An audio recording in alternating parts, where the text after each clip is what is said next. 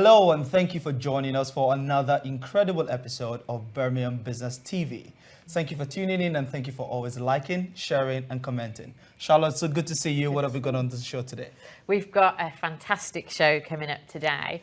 We have the Birmingham jazz and blues music legend, Jim Simpson, who will be joining us for a chat.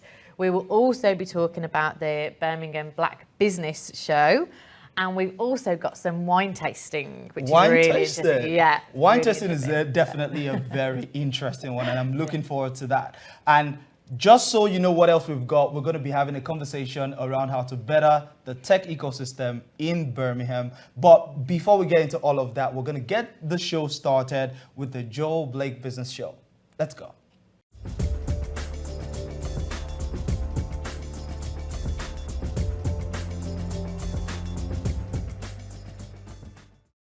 So welcome to the Joel Blake Business Show. I'm your host, Joel Blake, and it's such an honor to be with you today. In a slight deviation from our normal show, I'm so proud to be introducing a segment that we call Titan Talks With. And today, it's such an honor and a pleasure to be talking to one of our region's most reputable, well-respected leaders, Mr. Dr. Jason Wouhra, OBE. Nice to see you. How are you? Thank you for joining us. How are you? Very well. Fantastic. Jason, look, everyone knows you. Those who don't know you need to know you. Your reputation is well preceded. But what we really want to do in this show is really get behind the businessman. We want to get an understanding of you, your philosophy, your ideals, your lessons and learnings. And so I'd really like to start by just getting an understanding of, where did this whole journey start? What was the beginning of your business journey? Well, the journey started probably before I was born, to be honest. My family, my father and his four brothers established a company called East End Foods in the late 60s in Wolverhampton.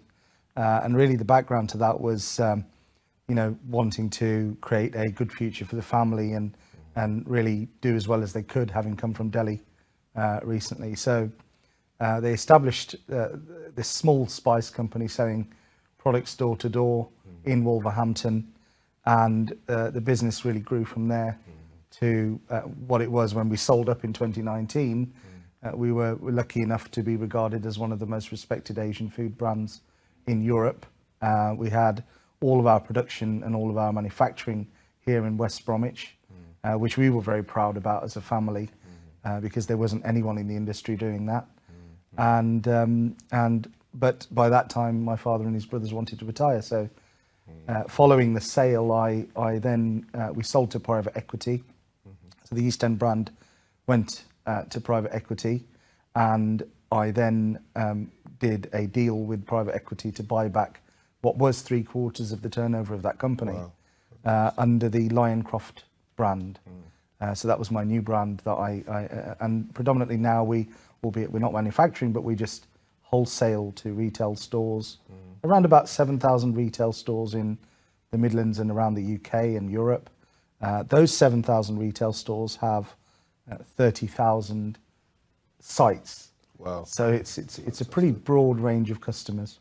That's a fantastic journey, and I think what we sometimes forget is the power of family and the power of starting a business in that regard, but taking it to a whole new world and an evolution of business. So in terms of the size, 7,000 retailers, 30,000 sites, is okay to ask about revenue? How much is it? Yeah, sure. I mean, when we sold East End Foods, it was 220 odd million turnover. The bit I took back was roughly just over 130 million pound turnover. And in the last 2 and a bit years, we've grown that to touching 200 million. Fantastic. I think one thing that we often forget in business is that it's about making money and profit, but profit has many, many different meanings. And I know that you've been much a support and advocate of business across the world in many different initiatives. Yeah. So if you give an example of an initiative that you might have been invested in or you've worked with or you supported. Well, I think in the East End days, the old company, we had a number of things to do with farming in India and sustainability. This was before the word had become fashionable to a degree as it is today. So we bought the old HP sauce factory. That's a site that I run have run for 12 years since it opened. And we redeveloped that site. As you know, Heinz took it over and took production over to Belgium, I believe. We on that site, we had solar power, rainwater harvesting, 40% more natural light in the store, LED. This was 12, 13 years ago, right? So today these things are normal, but in those days it was a conscious decision by the family that we would invest more money into the property to do the right thing. And I think that's such a great point, Jason, because CSR, ESG, all these terms that we're so used to hearing these days are often seen as new things. But as you quite rightly said, when you do it as a natural part of your business, those things become a natural evolution of the success of the business. And indeed, without those things, one could argue whether the business would be successful, because the congregation, aggregation of social and commercial, being a purpose-driven business really adds value. But as a purpose-driven business, how did you balance this kind of family, social, commercial aspect of growing the business? Was it difficult, really trying to get that balance all the time? I think that what you have to realize is that you've got to go with your gut and doing the right thing. So profiteering in the short term will never get you growth or stability in the manner that when you take a long-term view, as a family business does. We're looking at a horizon of 25 to 30 years, even with my new company, which is just 5 people in my immediate family now. So the cousins and all that have retired, but it's myself, my wife, mom and dad, and younger brother. And even now we have an horizon of 25 to 30 years. So that mindset changes your approach to business quite a lot. And doing the right thing does count well high, very high on the agenda. I mean, just on that point, do you see a lot of businesses not thinking that far ahead? Or do you think they might feel it too challenging to do so? No, I think they're driven by shareholder value creation. So, it's important for businesses with multiple shareholders to deliver value quickly. Whereas in a family business, you probably have a longer horizon. So moving slightly away from family, but staying with the theme of people. People are very fundamental to growth in any organisation. Sure. And as an organisation that you've taken back, you're now growing. It's moving in a fantastic direction. What do you look for when recruiting people into the organisation? I think it's very important for me as a CEO, as the leader of the business, to describe the dynamic of the business. Now, I have deliberately created this new Lioncroft company. We have a wholesaling facilities in Smethwick and Aston. We've created it deliberately with a very shallow hierarchy. So we can be very fluid, we can be fleet of foot, we can adapt to market changes really, really quickly. And as a result, what we've found is that, in the UK wholesale industry, we're considered to be number 3. Now, that's only with two depots. Our competitors have 8, 9 depots each, and our performance is certainly outweighing that. So, you've got to have a lot of respect for your competitors, but at the same time, you've got to work on your agenda and making sure that, the success is driven hard, and you can only do that with good people. So good people have to buy into the culture, and they have to be comfortable. So at interview time, I always personally interview, the final interview, and I kind of warts and all say, well, this is our company, this is what we're about. We're all quite chilled out. We tend to be very fluid, and the shallow hierarchy really helps us.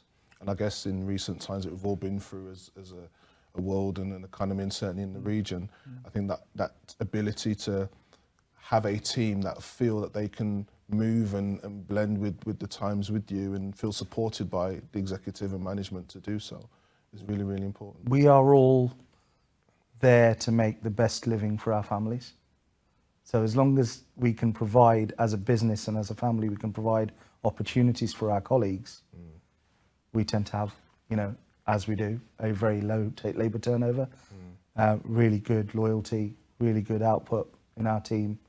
And really, it's to a degree, it's about doing away with too much formality and really just getting to the crux of what we're all there to do. I mean, as you're talking, what's really coming across is this sense of authenticity and a groundedness in terms of your approach to business, which I guess is something you want to see in the people that you recruit. Business is fun. Not all the time.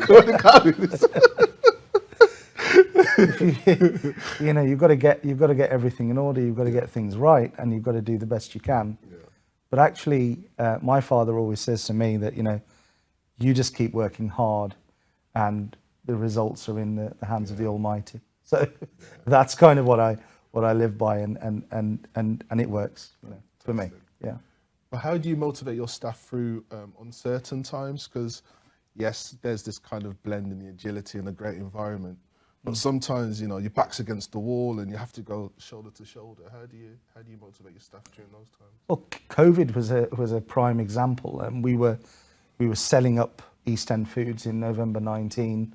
There was a great deal of uncertainty because as leaders of the business, we couldn't inform our team of the full picture of what the agenda of the sale of the business was until the buyer was comfortable with that.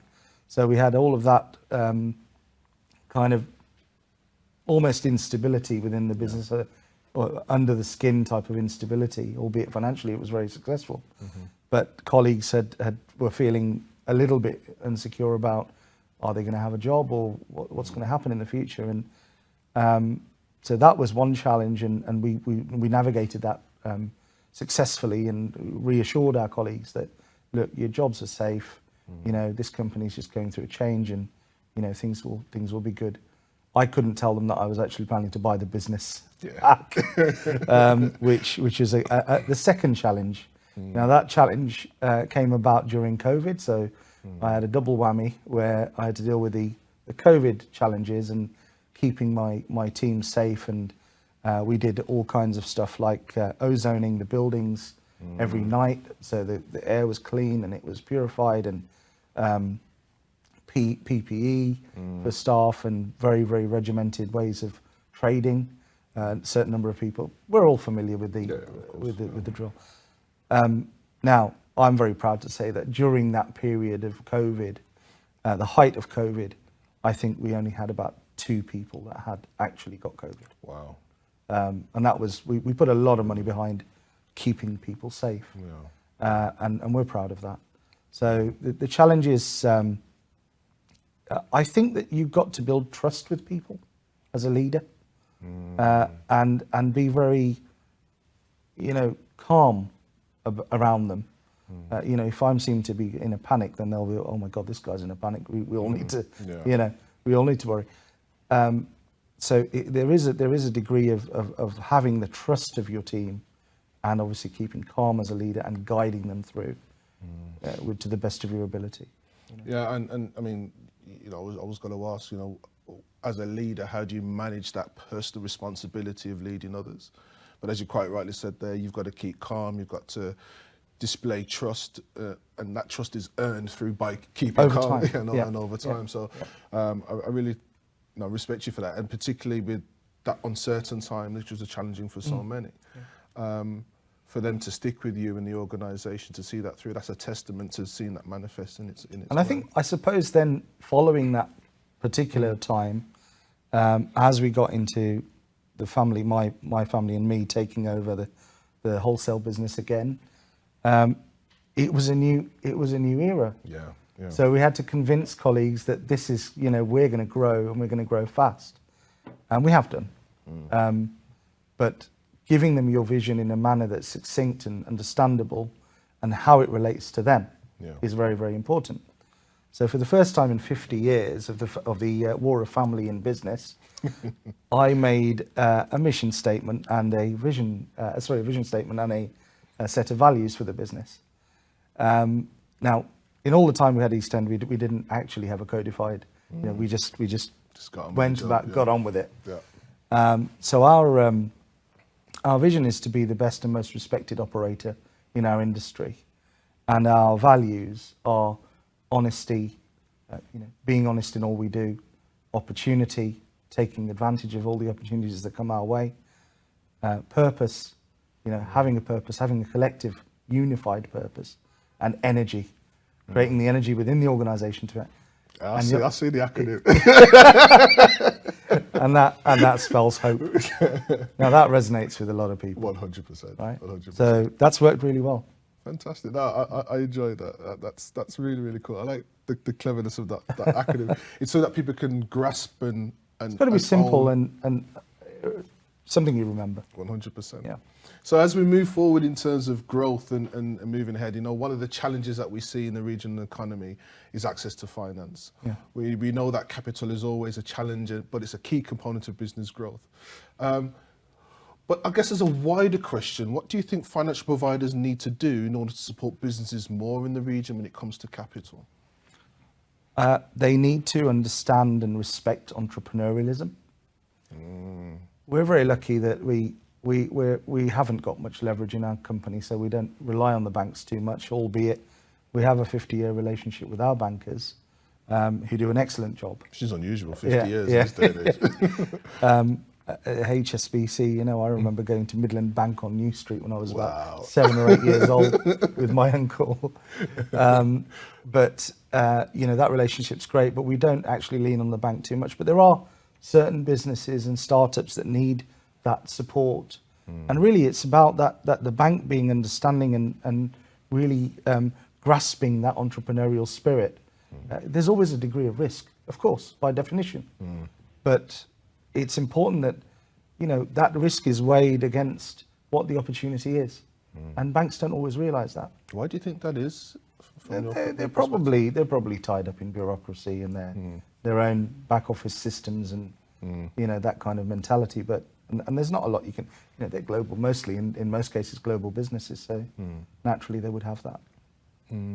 It's funny because even in my own kind of day-to-day world outside this, I'm involved in this kind of inclusive capital world of trying to help providers make capital much more accessible to all. Yeah. And one of the things that we've seen happening, particularly in this world of digital disruption, is that there's almost a fear of taking too much risk, even though they know that they can't do what they always used to do. Times have changed and the world has changed. Yeah. And so how do we get entrepreneurialism into the heart of these organizations so they have a real life understanding of the journey of startups? And I think that's an ongoing question, I guess, that we all probably need to answer. To be honest, the British psyche needs to take a step change. Okay. And evaluate the importance of entrepreneurialism in the UK. Encourage it, cherish it, celebrate it. That's really what we need to do, because there's a lot of talent in this country that we're not really maximising. It's true, and even in our region, we're one of the most diverse regions in the country. Yet there's a lot of pockets of our communities who don't get access to the finance that they need to grow. So I think there's an opportunity for us all to leverage that in the most effective way. I guess as we talk more about growth as well, there's also got to be times where we fail, or indeed, arguably, lessons that we have to learn rather than failing. But have you got an example of when you might have gone through that experience yourself, and how did you overcome that? I suppose day to day there's lots of small examples, but the important thing for me is really how you get up after you've failed, how quickly you amend the issue. In day to day business, there's lots of mistakes that you will make.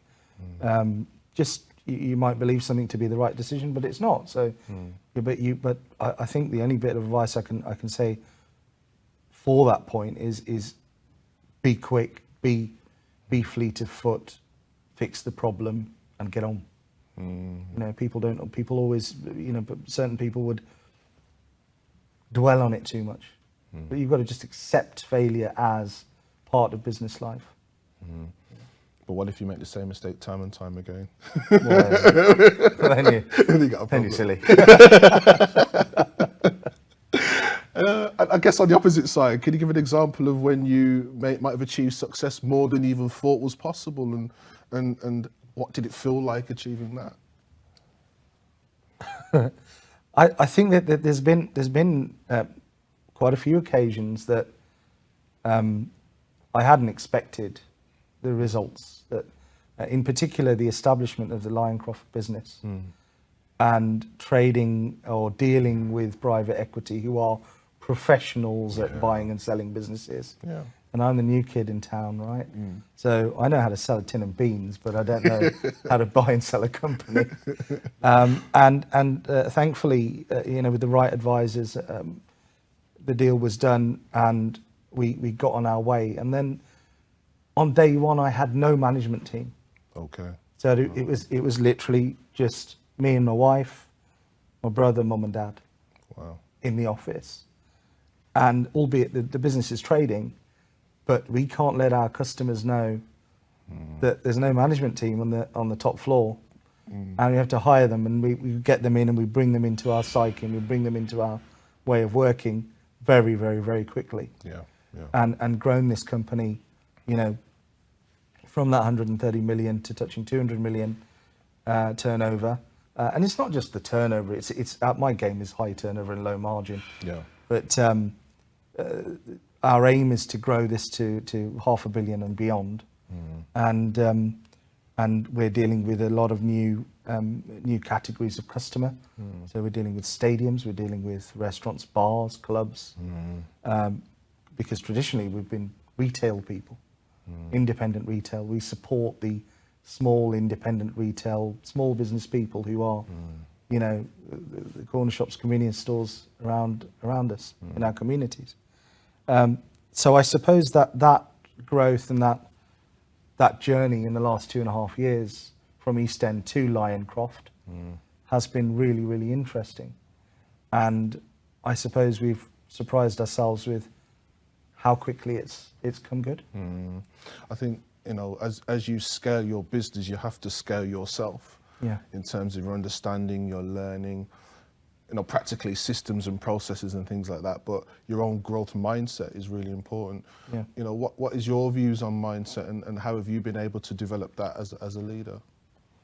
Mindset, I think as a business person, you always need to be very positive. When we sold East End Foods, I wasn't ready to retire.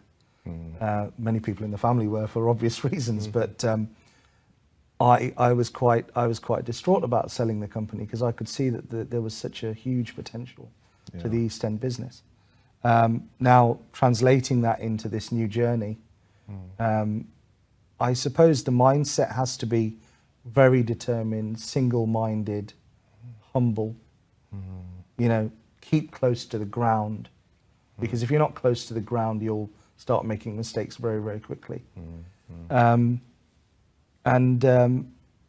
doing that, you're able to kind of work your way through your business life, and bringing those ideas that you have, at 2 o'clock in the morning, you're lying in bed and you get some cool idea, and then you think, right, how am I going to bring that to life? And starting to work through that process. It's very enjoyable process. It's risky, but it's very enjoyable. It strikes me that despite the journey and fantastic position that you're in now and where you're going to take the organisation as a team, you still have that entrepreneurialism, you still have that kind of seed and that spark within you, which is great to see. I think when we come back to our vision of hope, any immigrant community that come to this country or any other country away from their homeland have hope. And I think for me, it's about that legacy of, my family came here with nothing. In some way, I'm continuing that business journey, and many of the family aren't. I enjoy it. I personally feel that's my way forward. And it's about building the legacy to say, well, at least one of the Wouhras carried on. Yeah, and it's so reminiscent of obviously my own culture and community, and entrepreneurism is a state of life. Yes. For many communities, because you've got nothing but whatever you have, and you have to turn that into something. Yeah. But I think in business, and in particular in our region, when we look at the whole business landscape, I do think we celebrate entrepreneurship a lot, but when it comes to scaling to that next level, we're great at starting businesses, we're not so great at scaling them. That is actually a very good point you make, because if you look at family businesses, and a lot of entrepreneurial businesses are family businesses, they get to a certain level, and the point at which they need to change from an entrepreneurial family business to a corporate is a very difficult transition. Yeah, huge. And that's why a lot of them sell up. A lot of our compatriots and colleagues in the industry who have a similar background to us, they have equally, they've sold up in recent years, because I think they've got to that point where, you know, that move to the corporate world is a bit difficult. Do you think it's scary for many as well? I don't know, there's a conditioning, particularly in communities like ours, where they feel, not imposter syndrome, but almost like, yeah, we've done our lot now, that's enough. Well, I suppose you get to a point in life that you want to rest. Yeah. Because the other thing, as an entrepreneur, you never stop. So True. you're always on the move. You're always on the move. So at some point, you kind of got to go, yeah, I need a rest now. But I certainly wasn't at that point when we sold up. So hence carrying on. The journey continues. But I suppose at some point in time, I'll be the same. So I suppose it's how, you know, the next generation take on those businesses, if it's a family business, what talent they've got, what ambition and fire they've got to develop their businesses. That's the key, I think. Absolutely. And so as we just kind of beginning to come to the end, I guess, if we're thinking about that kind of next generation of leader, whether it's in the family business or not, what tips would you give back to your younger self, if you could? You know, if you could transport yourself back to when you started on this journey to where you are, what kind of maybe top 3 tips would you share with your younger self? Well, the first thing I'd say to myself, buckle up, you're in for a ride. I think that the important thing is being single-minded, determined, honest. Always be honest, and, you know, don't give up. Keep going, because it will come good in the end. And that's really, you know, confidence without being overconfident, obviously. But actually that single-mindedness and determination is what drives you and what gets you up in the morning. No, I appreciate that. And I hope our viewers do too.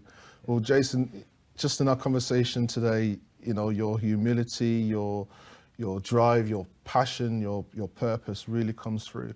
Thank you. And I just want to thank you for the contribution that you've made to the business community here, and contributions that you will make in the future. And it's been a pleasure having you on the show today. Thank you so much. Likewise. Thank you for your time. Thank you. So thank you very much for watching in, and we look forward to seeing you on the next edition of the Joel Blake Business Show. Thank you. Birmingham is one of the most diverse places to build businesses in the UK, and black businesses constitute a major part of that diverse business landscape. I've got 2 guests on the show today who are going to be talking about the upcoming Birmingham Black Business Show. Welcome, Keith, and welcome, Cam. Hey. Thank you. Thanks, Thank you, Davies. Yeah, you're welcome on the show. So, to our audience, Keith is the founder and CEO of the Legacy Center for Excellence, and Cam is the founder CEO of Nylah Naturals. I'm going to get you both to talk a bit about your business and your organization, and then we're going to get into the conversation around Birmingham Black Business Show. So we're going to start with you, Kameese. Okay. Talk to us about Nylah Naturals. So Nylah Naturals was inspired by my daughter, also called Nylah. So I named the brand after her. And it's a range of high-performance textured hair care products for women with curly and textured hair types. The premise of the product is to provide solution-focused hair care using high-performance ingredients that are based on evidence in terms of their efficacy. And I think that's what sets us apart from our competitors. And I think it's a very unique story as well. And it goes back into one of those things that we really appreciate within the black business community, which is just that sense of family and ownership and things of that nature. Yeah. Which brings me to you, Keith. Tell us about the Legacy Center for Excellence. Well, Legacy Center of Excellence is the largest black arts and business center in the UK. And we've, developed a facility which has a variety of different spaces where you can do art, you can do business, you can have meetings, you can have concerts, and it's intergenerational. So we work with everything from small children to elders and everybody in between. That is really great. And thank you for the good work that you do for the community as well. Thank you. So now let's get into the Birmingham Black Business Show. First of all, what is this show all about? Who wants to get us started? For me, this is, I think, the third time I'll be attending the Black Business Show. I initially attended, I believe it was in 2020, which was one of the first times that they launched a show in London. And it's grown considerably since then. And it's highlighting Black businesses and the ecosystem that surrounds Black businesses within the UK space. As you know, Black businesses are of the fastest growing business segments, but unfortunately sometimes we don't receive the exposure and the support that we need.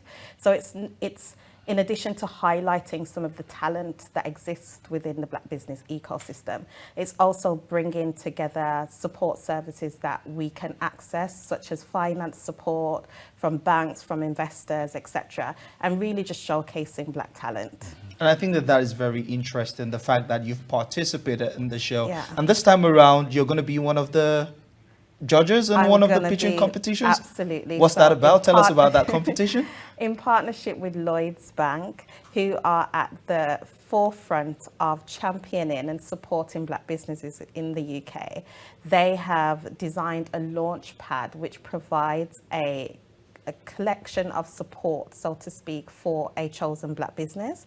So 4 businesses that have been selected will pitch on stage to a panel of judges, and then one of those businesses will be selected to receive a plethora of support from strategic leaders in Lloyds Bank. Fantastic. Yeah. And you are going to be one of the judges. I am on one that of the judges. I'm really excited. Awesome. Yeah. I look forward to that as well. And it's quite interesting that you talked about the reason for this show being to bring together, a network of support and partners that are looking at, supporting Black businesses. Yeah. Now, Keith, that's something that you know everything about in terms of galvanizing the ecosystem to support Black businesses, because I know that is what Legacy Center does when you look at it with certain lenses. Yeah. Talk to us about the importance of shows like this for Black businesses. I think basically it's about bringing all together all these separate parts and all the people who are working sometimes in silos together. And I think that we're stronger when we move together. Absolutely. Yeah. I think sometimes the Black business landscape is quite fragmented. And it's if you're an entrepreneur, it's difficult to know how you access support, where you get that support from. Are you speaking to the right people? How do I meet people who come from the same background as me, who've been through the same challenges as me, and access that support and get that kind of mentorship and things like that?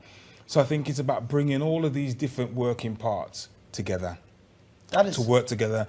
And also sometimes, I think one of the key things is you can believe that you're the only person that's going through these challenges, that's ever gone through these challenges, until you meet other people who've walked in, they've walked in your footsteps before you, and they can share knowledge which is intrinsic to something that they've experienced and how to improve your situation as a business.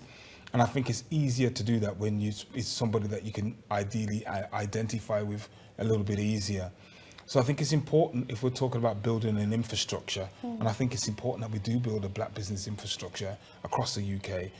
Shows like this are very important towards developing that. Fantastic. I couldn't agree more. And there's one of the things that you touched on when you were providing that response that I think strikes a chord, particularly when you talk about the necessity for Black businesses to reach out so that they can learn from those that have gone before, and even other people that are building businesses at the same time as they are building businesses. So Cam, from your experience, talk to us about what that has been like. What is the importance of having, sidelines, like I'd like to say, or uplines? Those are people that have gone before, gone to the places you want to go, done the things you want to do, and also people that are building just at the same time that you're building. What does that do? Because in the Black community, I mean, a lot of times we think about the Black community and the word community always pops up.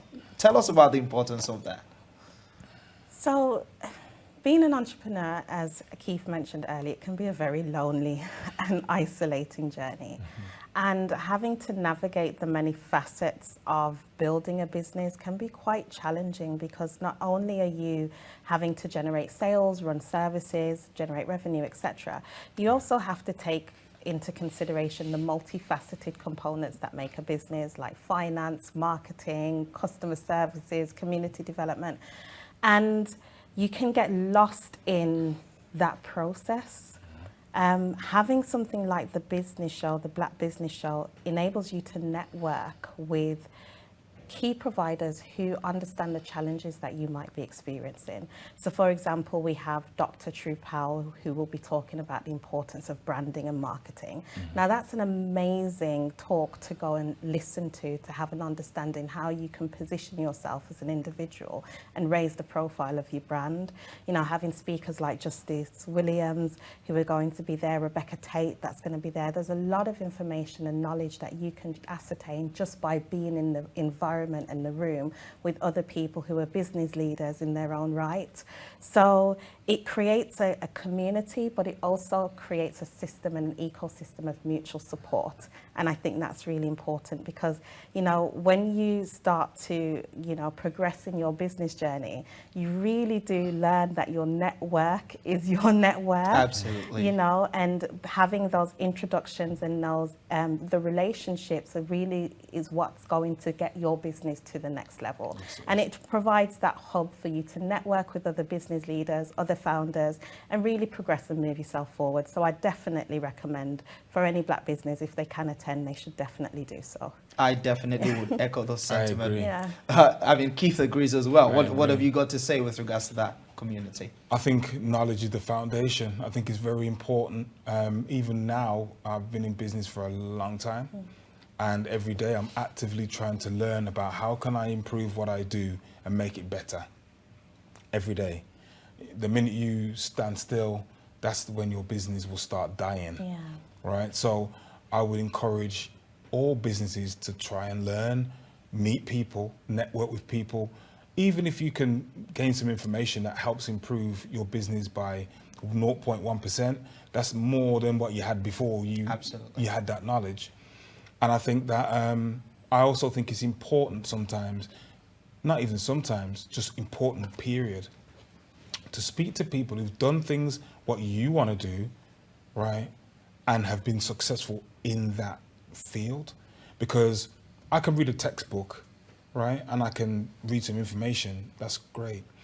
But what the textbook sometimes doesn't tell you is about the words that weren't written on the page, the experiences, what it's actually like practically doing something, which is quite different sometimes from the theoretical. Yeah. Absolutely. The practical can be quite different. Absolutely. And so it's important that you can learn that real experience from people. Directly from people that Directly. you're interacting and interfacing From mouth with. to ear. Like, how did you do this? Why did you do this? What challenges did you face? How long did it take you?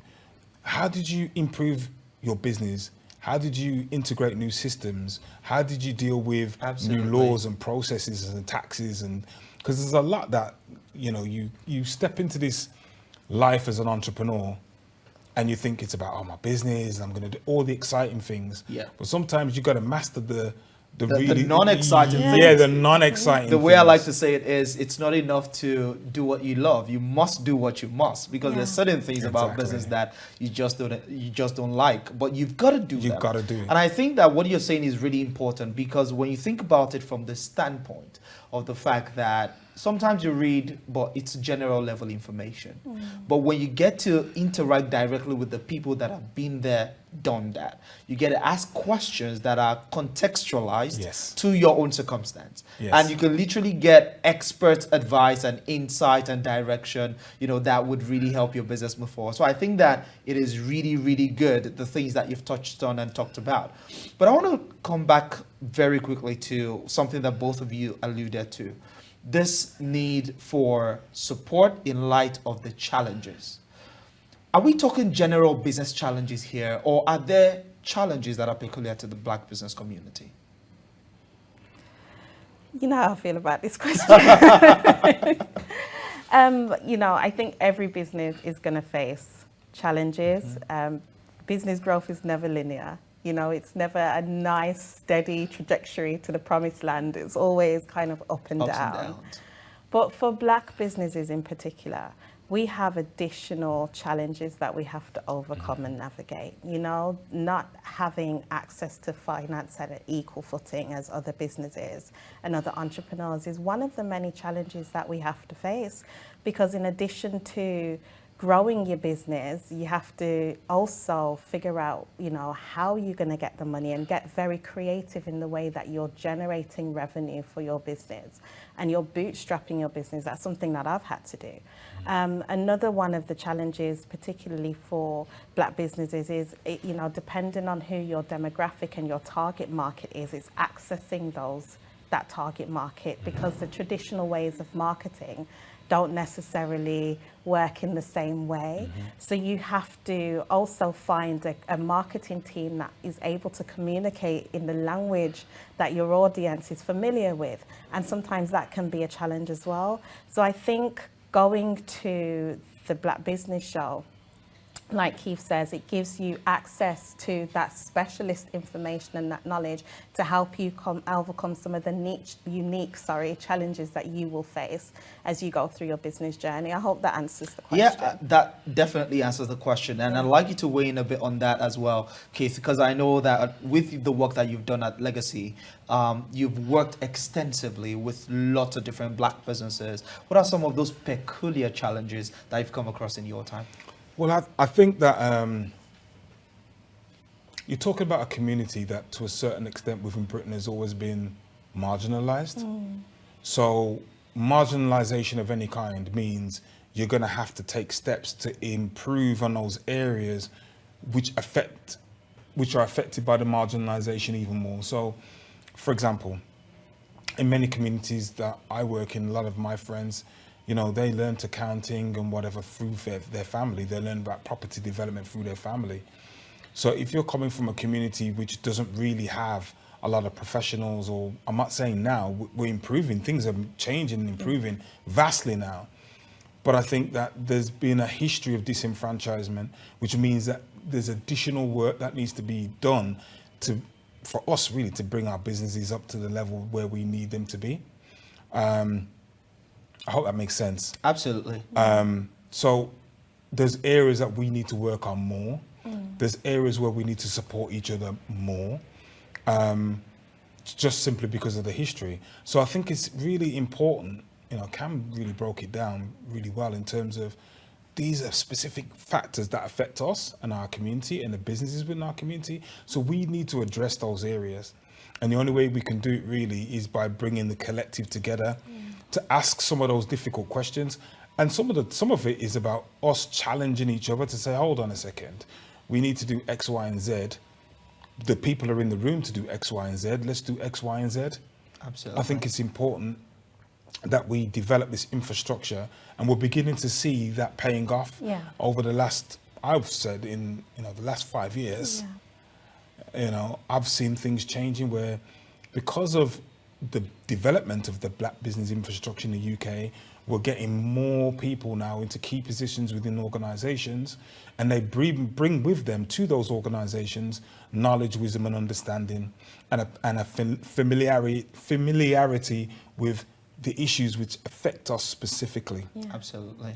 Which means we can address those problems, because before it was always a little bit taboo.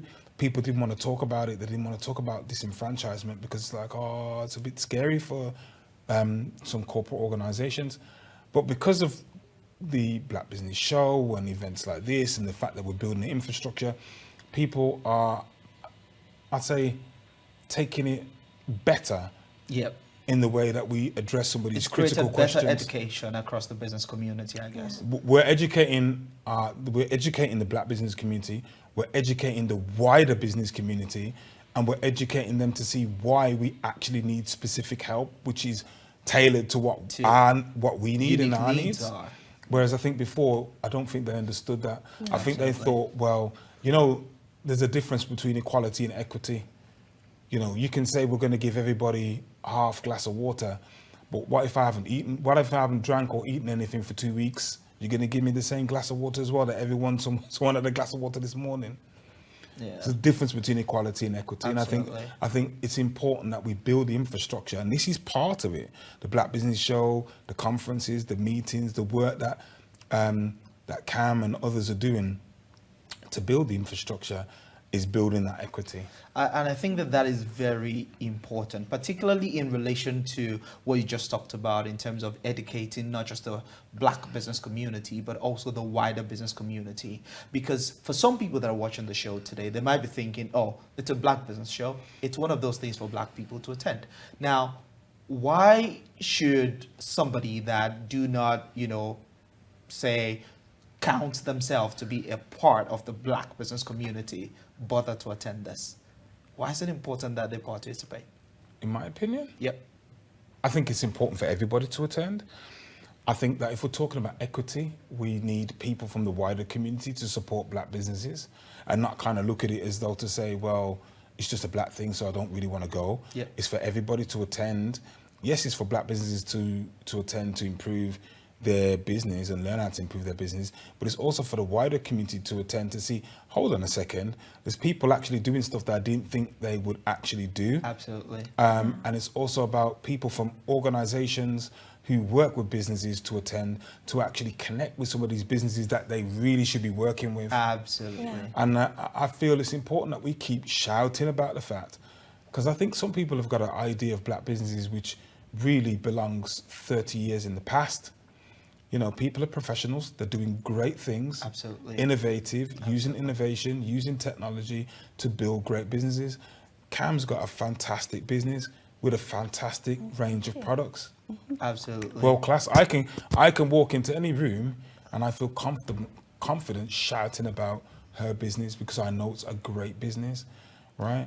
What we now need is for the whole of the UK business community to start shouting about the businesses that we have in our community and recognizing the value that we have to add. And I think that that is a very, very well stated point, Keith, because, sometimes when we think about these issues, we might think, oh, it's an issue that we need to just keep to ourselves or keep within the Black community. But the points that you made around the wider community participated is so very important, because sometimes it's even them learning how to sell into the Black community, Yeah. how to build partnerships, how to Yes. build collaborative efforts that could expand markets. And it's vice versa as well. And Cam, I'll let you talk a bit about this, because even when we think about Black businesses, we're not thinking about, I'm just going to build a business and sell to my community. Yeah. We're selling globally. Yes. We're selling to people of all races, all, spiritual inclinations, and from people from all over the world. So talk to me about that importance of having people from the general business community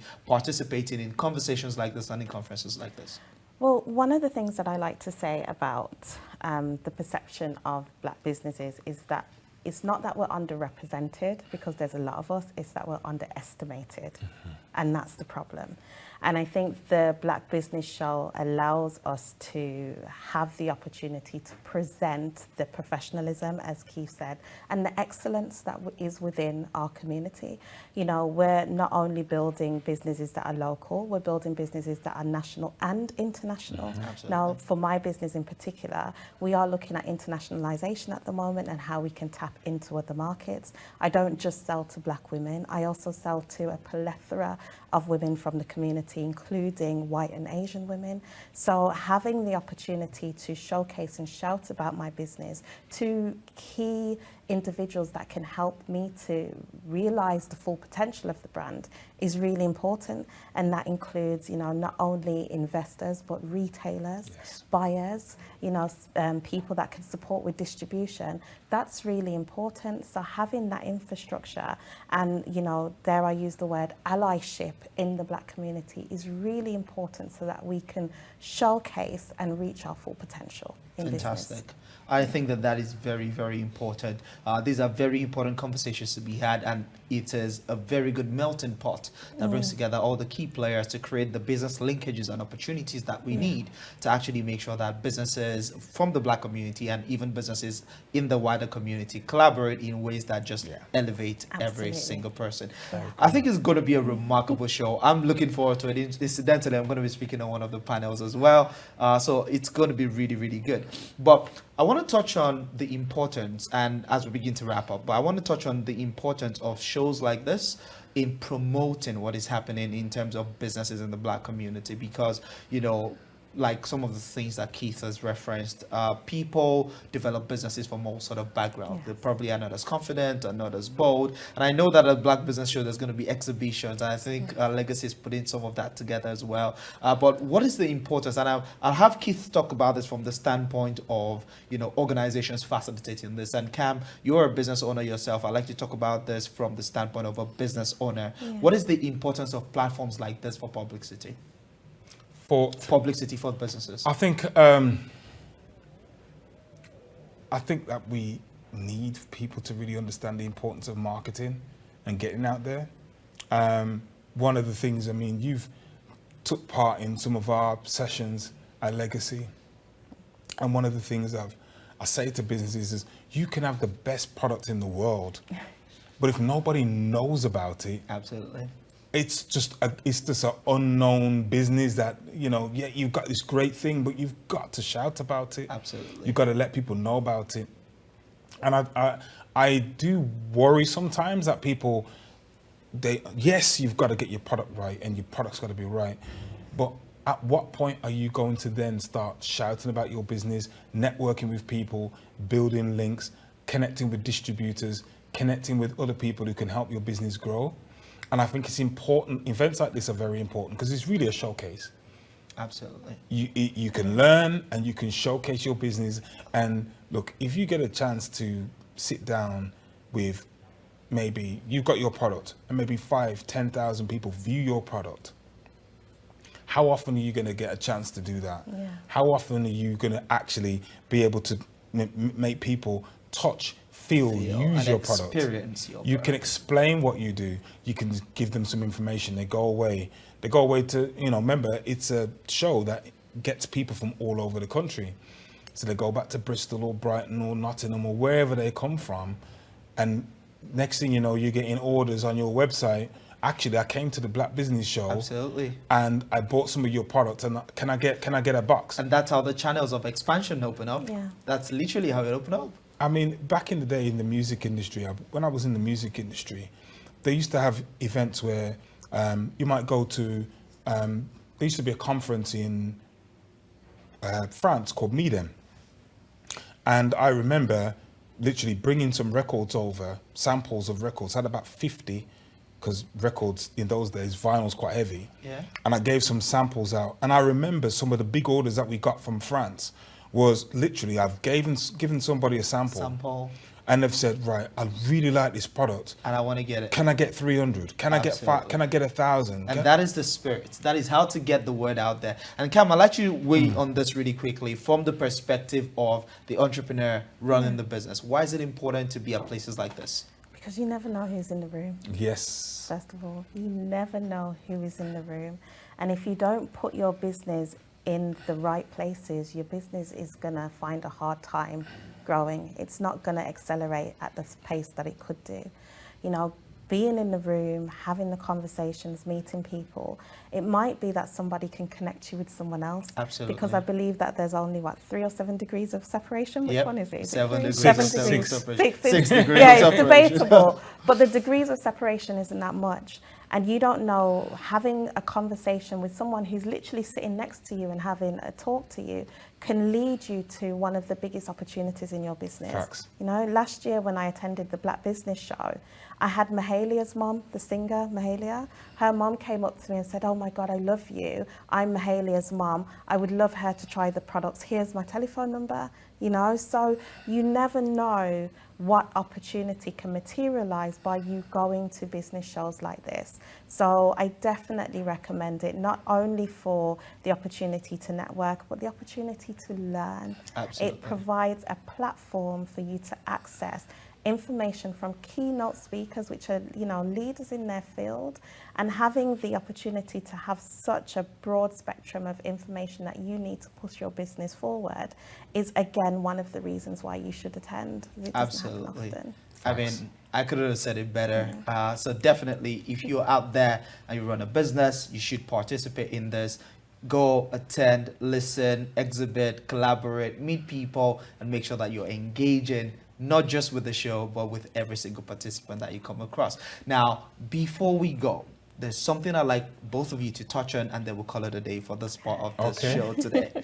Now, I got to know you, Keith, and I got to know you, Cam, first and foremost, not because you were black, but because of the excellence of the work that you do.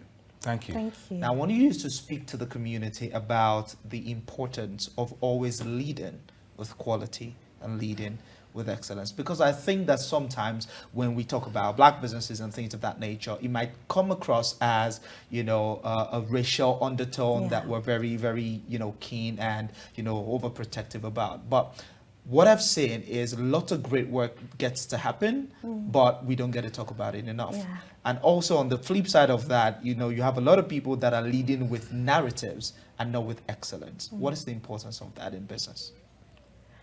For me, my mantra is I have to start acting like an excellent CEO before I get paid like one. So every step of the way, I'm like, how can I be excellent? How can I excel? How can I do great things? Because your reputation precedes you. Absolutely. Your reputation precedes your brand. So you have to put yourself in the position to acquire the information and demonstrate that skill and capacity and excellence so that you can then carry your business with you in the right way and in the you know, the trajectory that you'd like it to go. So that's what I would say in terms of answering your question. It's really important to present yourself in the best possible manner, in the best Absolutely. possible way, in order for you then to establish the reputation, as a credible CEO and business leader. Couldn't agree more. Keith? I agree. I think Cam broke it down very well. I believe in quality. And I came up in an era where if you didn't do something properly, don't do it at all. That was the message I heard in my house. Either you do it properly or don't do it. I'd rather you don't do it than you half do it. And so I believe in always trying to be the best. And even if you can't, even if you're not the best at the time, try to be the best. Absolutely. So aim for 10. Yes. Yeah. And if you aim for 10 out of 10, and if you don't reach 10 out of 10, if you get 7 out of 10 or 8 out of 10 or 9 out of 10, it's good. But if you aim for 7 out of 10, you're probably going to get 3. In my kind of psychology, the way I think. Yeah. So everything I do and everything that we try and do as an organization, we always try and tell people, do the best that you can, right? Awesome. And I think that for black businesses, I think it's key. Whatever you do, be the best. Yeah. Absolutely. You know, if you're going to build up, you know, if you've got a product, look at what other products out there, right? Could your product sit next to that product in the shelf and look the same? If I taste your food, how does your food taste compared to the best? If I drive in your car that you've built, right, and then I hop in an Audi, how do I feel? What's the experience? If I jump in an Audi, and then I jump in your car, I'm not trying to promote any car brands at the moment, sorry, but you understand what I'm trying to say. Absolutely. You need to be able to sit alongside the best in the world at what other people do, and you're supposed to be able to compete. Yeah. Absolutely. I totally agree because, you know, ultimately the customers have a choice. Yeah. Yes. And if you're not excellent enough, they're going to go to where they can find excellence. 100%. But thank you so Can much I for just coming add on the to show that? today. Yeah, I'm going to have you add to that. And maybe you could also talk about when the Birmingham Black Business Show is going to be, dates and where and things of that Sure. nature. So just to add to the point of excellence, I think, striving for excellence is really important, but also have compassion on yourself as well and understand that sometimes even when you shoot for the moon, we don't hit the bullseye. Yeah. You know, there are going to be failures along the way, but the important point of experiencing a failure is learning from it. Absolutely. You know, how can I learn from that failure to ensure that I don't make it again in the future, or to ensure that I put myself in the right position to do better next time? Definitely. So that's one thing I would say has definitely helped me along my entrepreneurial journey. I've failed. You know, there's been times where things haven't materialized the way I want them to, but I've Absolutely. always learned that lesson, It and is that's really learning. important. It is a learning process. So the Black Business Show is on the 17th of June 17th of June. at the NEC, also known as NEC. Davies say earlier It's going to be today. at the NEC in Birmingham. in Birmingham. I am going to be there. Keith is going to be there. Cam is going to be there. Make sure that you are there as well. Thank you very much, Kiss, for Thank coming you. on the show. Thank you for Thank you, Cam for Davies. coming on the show. Thank you, Cam. to everyone who's tuned in, but we're not done yet. We've still got a whole lot more to come on the show today. Stay tuned.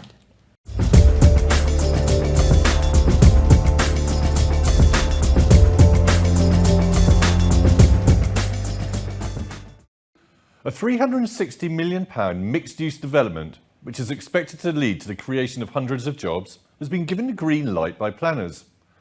Birmingham-based developer Woodbourne Group is leading on the Curzon Wharf project, where proposals include new residential buildings, shops and offices, as well as research and development and life sciences facilities. A new recruitment hub has been launched to help match people in the Solihull area with jobs that best suit their skills. Local recruitment specialist Pertemps Network Group has teamed up with Solihull Moors Football Club to offer the community new services from its ground on Damson Parkway. Events venue Conference Aston has taken on Kirpal Mehta as general manager. Having started his career in 2002, Kirpal has worked for major brands and organisations throughout the Midlands, including Wolverhampton Wanderers FC, Twycross Zoo and Tamworth Snowdome. And one of the UK's longest serving engineers has celebrated 76 years working in industry this week and insisted he wants to carry on until he is 100. Vic Sutton, a calibration engineer at TP Electrical in Bloxwich, who started work just 4 years after the end of the Second World War, turned 90 in April.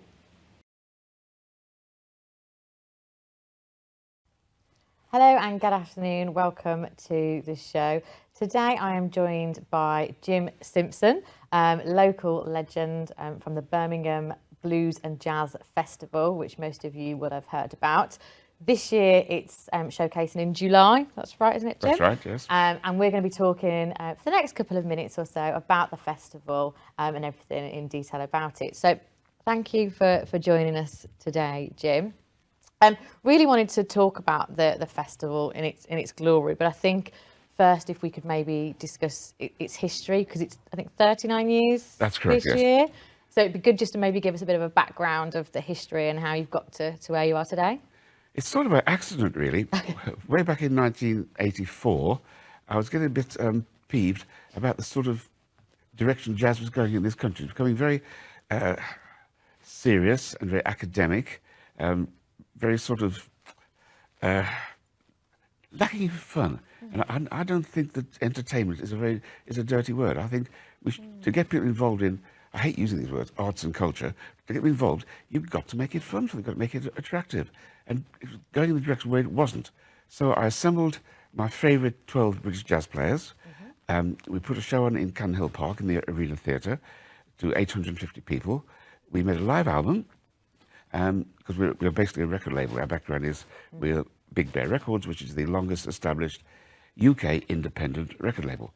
We put an album out, reviewed by Sunday Times, and made Jazz Album of the Year. A local brewery, Mitchells and Butlers, and the Holiday Inn manager, which Holiday Inn is now Crown Plaza, took me for a cup of coffee and said, why don't we do it next year, but bigger? And Malcolm Powell at Mitchells and Butlers said, you can use all our pubs. Stephen from Holiday Inn said, you can have hotel rooms for free. So that was a good start. So first year we put on 60, 70 shows in 10 days. And then we settled down to a routine by bringing in a mix of top players, always entertaining. And we've had the Kameese Orchestra, Cab Calloway, top bluesmen like B.B. King and Albert King, Cab Calloway's Orchestra, the band from the Blues Brothers, the actual band from the film. We had them 6 times, doing 2 shows a year for 3 years at the Alexandra Theatre, sold out everyone. And slowly, as these big names started passing away or retiring, we had to change the style a bit. So we had more and more free shows, more and more support and backing cooperation from the venues. For instance, last year, we got up to 194 performances in 10 days. 187 of them were free admission, and a total of 91 venues. We attracted 79,000 people from across the West Midlands and from throughout the country and further afield, because jazz tourists come to Birmingham for our festival because they take a hotel, maybe on Broad Street, and within 15 minutes walk, they can see 2 or 3 or 4 shows a day. For instance, on Saturday night this year, our dates this year are July 14 to 23, but on this first Saturday night, we've got 29 shows, and 11 of them are in and around Broad Street. So if you've got a hotel there, you're very much spoiled for choice. And I think, you know, just hearing those figures itself is astonishing that an event such, you know, like this can still be going ahead. You know, I think people over the years, especially with COVID, have really struggled to keep events or businesses going. But this seems to still be absolutely thriving. And like you say, within close proximity to each other. How have, I suppose, the last couple of years been? We'll just kind of touch on that kind of COVID aspect. How has that been for you guys? We're the only festival, certainly in this region, maybe further afield, to have not missed a live event throughout COVID. In both COVID years, 2020, 21, 21, we put on live performances. The first year we had to postpone to October to duck and dive a little between the dates we were allowed to put them on and not, but we still put events on. And as I said, last year, with 194 performances, we got close to our pre-COVID level. We always aimed to do 200 shows and more. But it was good. We had some good events. We've had problems. Brexit's a real problem for us because we have to go further afield for our bands.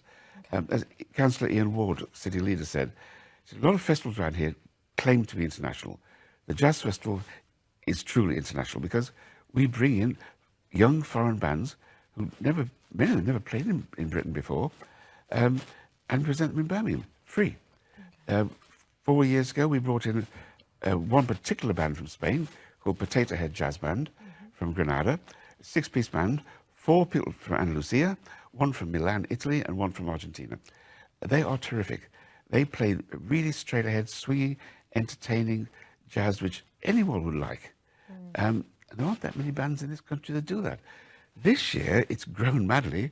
We've got an 11-day tour throughout the rest of the UK, plus 7 shows in Birmingham, Potato Head Jazz Band. So you're going to be very hard put to avoid seeing them this year. And the end of it all, at our regular Henry's Blues House on Velvet Music Rooms on Broad Street, we're recording a live album, which will be released on CD throughout UK and Europe and released online throughout the world. So we do follow things through a lot. A lot of bands we've had in this country have never played elsewhere in Britain before. But this year we've got a piano player from Paris called Ben Turi. We've got the Hitman Blues Band from New York City, who came last year, terrific. We've got 11 non-UK acts coming in. So we're getting over the Brexit situation, helped terrifically by the Home Office, who've given us, let me get this right, work permit free festival status. Okay, I always get the wrong sequence, but that helps us a lot. Okay, and I mean that's great for these bands kind of getting that UK exposure, and it's great for Birmingham for us to be able to showcase that. Do you feel that there's a lack of British bands and maybe bands from the Midlands? Then do you think there's that kind of lack of maybe talent or rising talent then? I think the talent's there. I'm sure it's there. Okay. Lots of good players. I came across a violin player a few weeks ago who's been accepted in some very ritzy conservatory. I refuse to say conservatoire. I'm not French. And he's going to follow a course in classical music. But he's a terrific jazz player. We had a girl on work experience from Birmingham University.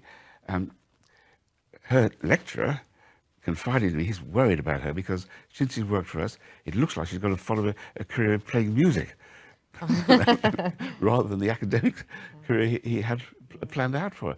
Now, there is the talent there, but there aren't the opportunities that there used to be. The media as a whole don't play straightforward jazz. I mean, jazz that swings, has good melody. A lot of young kids coming out of conservatory these days, they're good players, but they don't think about entertaining. They play a very academic sort of jazz. We present jazz that you will like, and he will like, and everybody will like, but you don't know it. Yeah. You probably think, I said, if you come to one of our jazz events and enjoy it and dance like so many people do, I've shown you the photographs. If you'd ask them, are you a jazz fan? They say, oh, no. But you just enjoyed yourself. Oh, yeah, I enjoy this. Because kids don't hear this music anymore. We did we have a regular Tuesday night blues. My other crusade is to keep the blues alive. We have a blues club every Tuesday. It's free admission on Broad Street. A couple of weeks ago, half a dozen girls out for a good time on Broad Street came in, by mistake, I believe, into our venue, went the far end of the room, right away from where the band were playing. After a few minutes, one of them came down and photographed the band. That's interesting. Not long later, they all 6 came down to the front and danced for half an hour. Kids of that age have never had the opportunity to actually hear and enjoy this music before. But there's nothing wrong with the music. There's nothing wrong with them. They just don't get a chance to hear it. Yeah. But we take it out. We put music in Lee Longden's furniture store, in shops all around Birmingham, city squares, city streets, put barbershop quartets in barbershops, have a little spasm band, that's like a rhythm and blues jug band on the metro from Birmingham to Wolverhampton and back. Yeah. We take it out to people. Yeah. And I suppose, would you say then that's maybe one of the barriers then at the moment, even though we've got you know, all kind of marketing available to us, we've got social media, we've got kind of word of mouth, but it's still that kind of exposure and reaching people and telling them potentially what they might like, and this is where an event's on, and just kind of come down and try it out. Do you think it's that kind of lack of exposure then, potentially? Yeah, I don't know much about social media, but I've got somebody in the office who does. But I think your messages are you're always preaching to the converted. Yeah. It's hard to break out of that circle of people that we've got people who pay. I mean, our blues letter, which is every Tuesday evening, we've got 16,000 across the world. Read it. But a lot more don't read it. It's really hard to get to the uninitiated. Yeah. Back in the day when newspapers were more widely read, lots of people had jazz pages. In fact, there were 5 or 6 really important, nationally distributed weekly music papers like Melody Maker and New Music Express and Record Mirror and Sounds. Terrific papers. They've all gone. And people, I used to put shows on at Ronnie Scott's in Birmingham, and we put lots during the day. Put shows on for kids.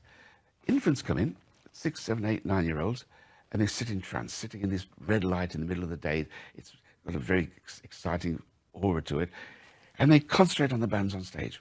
When we bring in the older kids, 15, 16, they don't look at the stage. They sit sideways if they're embarrassed to it, and look at each other to make sure if my pals like it, it's okay for me to like it. I took an apprentice on a few months ago. She got the job because at the interview she said she was crazy about blues. I thought, okay. She's checked our website. She's just saying that.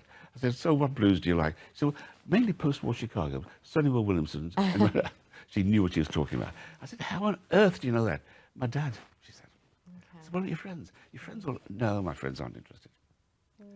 It's, I think social media creates sort of peer groups, and you become a tribe. You all know each other, you all like what each other likes, and they're probably a bit scared to step outside. Yeah.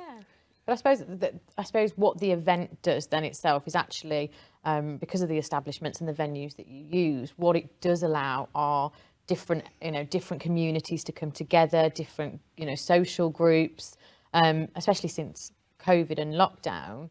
You tend to find that the general public are more accepting now of big events, especially in public spaces. And because the event itself, the festival itself is majority is free, you tend to find that actually the sense of community and maybe this sense of education to jazz and blues is something that isn't available to other people. You're totally right. I avoid the use of the word education, but no, it's the basis of what we do. We spread the word. Our crusade is to keep jazz hot. Okay. Not cool and smart and boring, but fun, enjoyable. Make people want to dance. Not that I ever danced a step in my life, but other people really. We're amazed how many people come to our events and start dancing impromptuly, if that's a word. Yeah.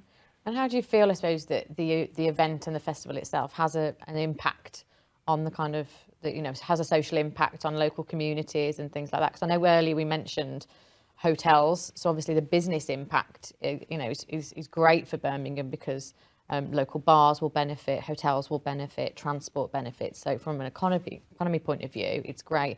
How do you see the social impact of the festival? I think it's important. I think people,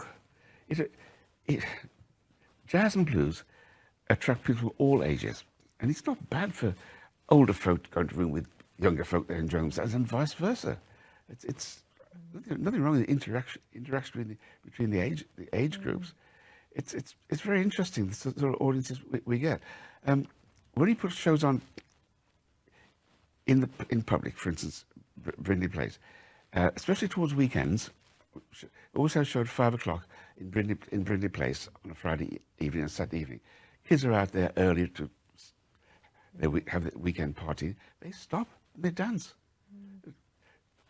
There's nothing wrong, as I said before, nothing wrong with the music. It's just that the kids have not heard it before.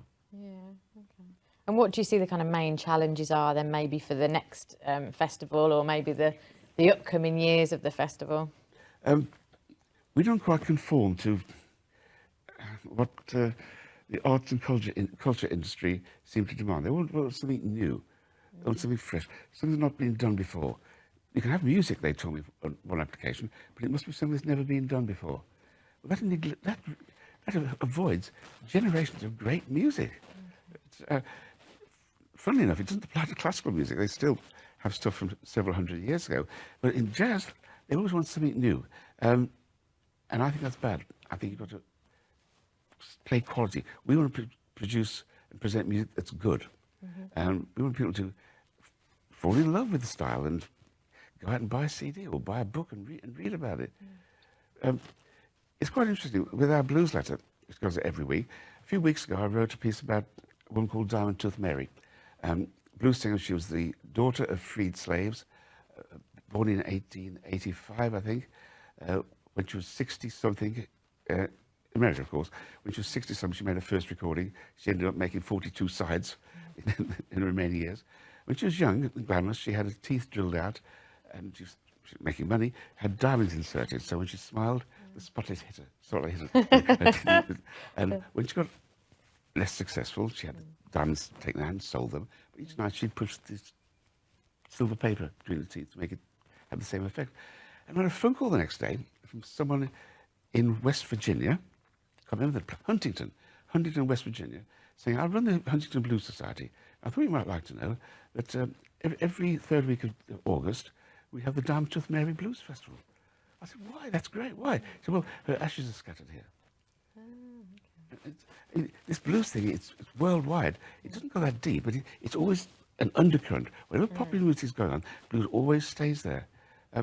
I do a regular hours interview on something called Badass Blues Radio from Phoenix, Arizona. Oh, okay. Because they see what we do in Birmingham as being important to the blues. Oh, okay. So actually, yeah, I suppose being known, Birmingham in itself, you know, with this recognition for blues and jazz, is actually known around the world, which I don't think a lot of people, maybe some of our listeners would actually realise. So it's great that you're putting Birmingham on the map and representing. Well, for example, one of our sponsors each year, not this year because of the Brexit problem, but sponsors for 11 years up till COVID, was the Republic of Lithuania.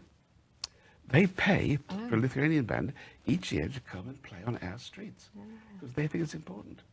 Wow, definitely. This year, Acción Cultural Española, who support Spanish culture, they're paying for the flights, quite expensive flights, for this six-piece band from Granada to come and play in Birmingham. People do recognise it. Living Blues magazine, which is produced by the University of Mississippi, it's the most important blues magazine in the world.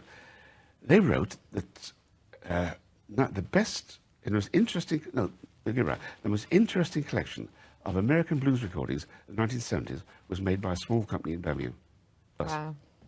So people do notice. Like you say, they don't notice in Birmingham, around here. And it's going back to that exposure piece, actually, isn't it? And it's almost going back to the point where you don't know what you don't know. You know, and there's certain people that will be in and around Birmingham that don't know about jazz music or blues music, and they don't know about this festival. And I wonder how actually we can try and help reach those target audiences of people that just aren't aware Because like you say, if around the world we're known for it, then we really should be known for it. Yeah, I think our main, you say, what's wrong with the festival? Well, I've got a million of these I want to put right. What we really lack is we can't afford to employ a PR officer, press officer. We all do bits and pieces to contribute. If someone got up in the morning, came to work at Big Bear and did nothing but generate media, that would make a huge difference. But it's out of our budget. Our total funding this year is £33,900. Put that against salaries for 4 people. Doesn't go very far. But we're supported by lots of other companies, and people say, Fair Deal Music, give us a PA, 5 PAs, 5 backlines, and 5 keyboards. Somebody else gives us radio telephones to communicate with each other.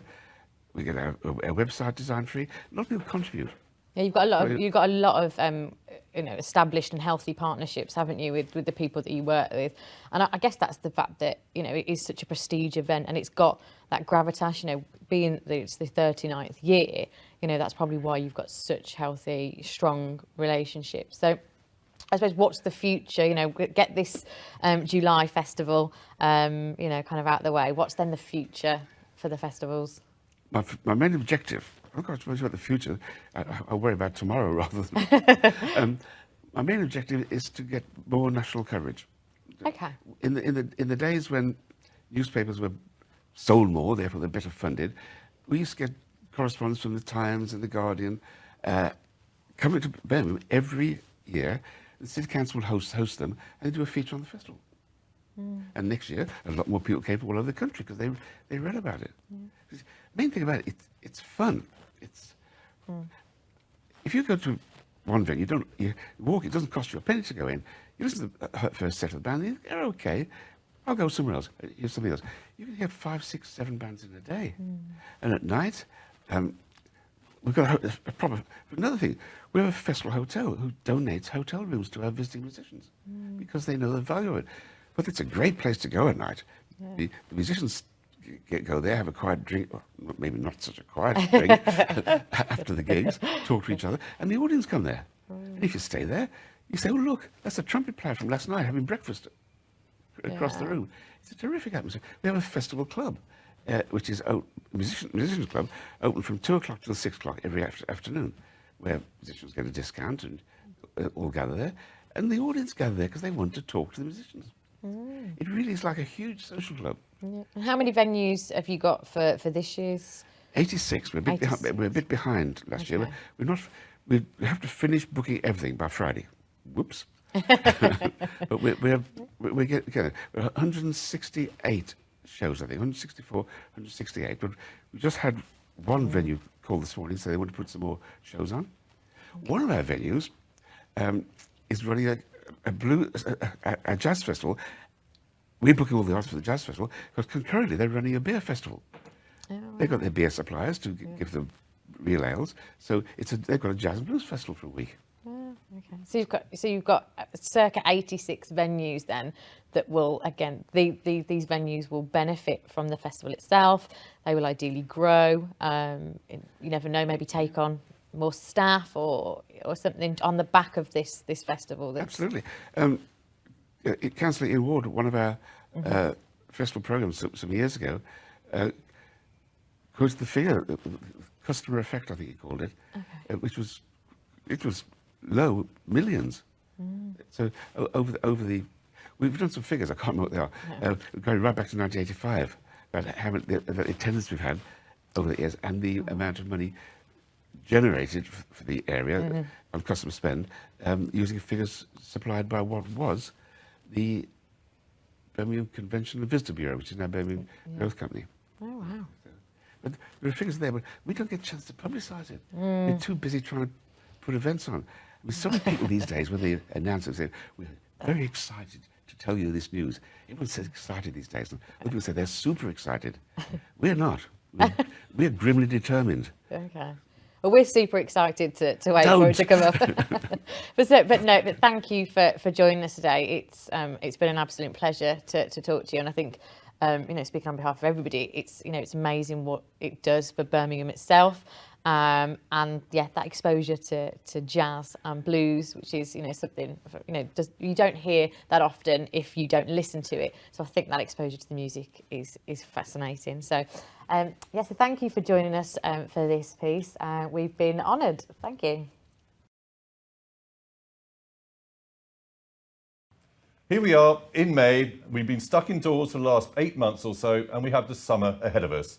Traditionally a time for hospitality, entertainment, and generally having fun. A lot of us like a glass of wine now and again, and it gives me great pleasure to welcome one of the region's leading independent wine retailers, Phil Innes of Loki Wines. Phil, welcome to the show. Welcome. I must admit, for me, the hospitality never stops. But I've heard that about you, Phil. I've heard that about you. Do tell us a little bit about Loki Wines. When did the journey start, and how did it come about, and how things have changed? Give us a little rundown. So I set up my first store in 2012, based in Great Western Arcade. The store's still there now.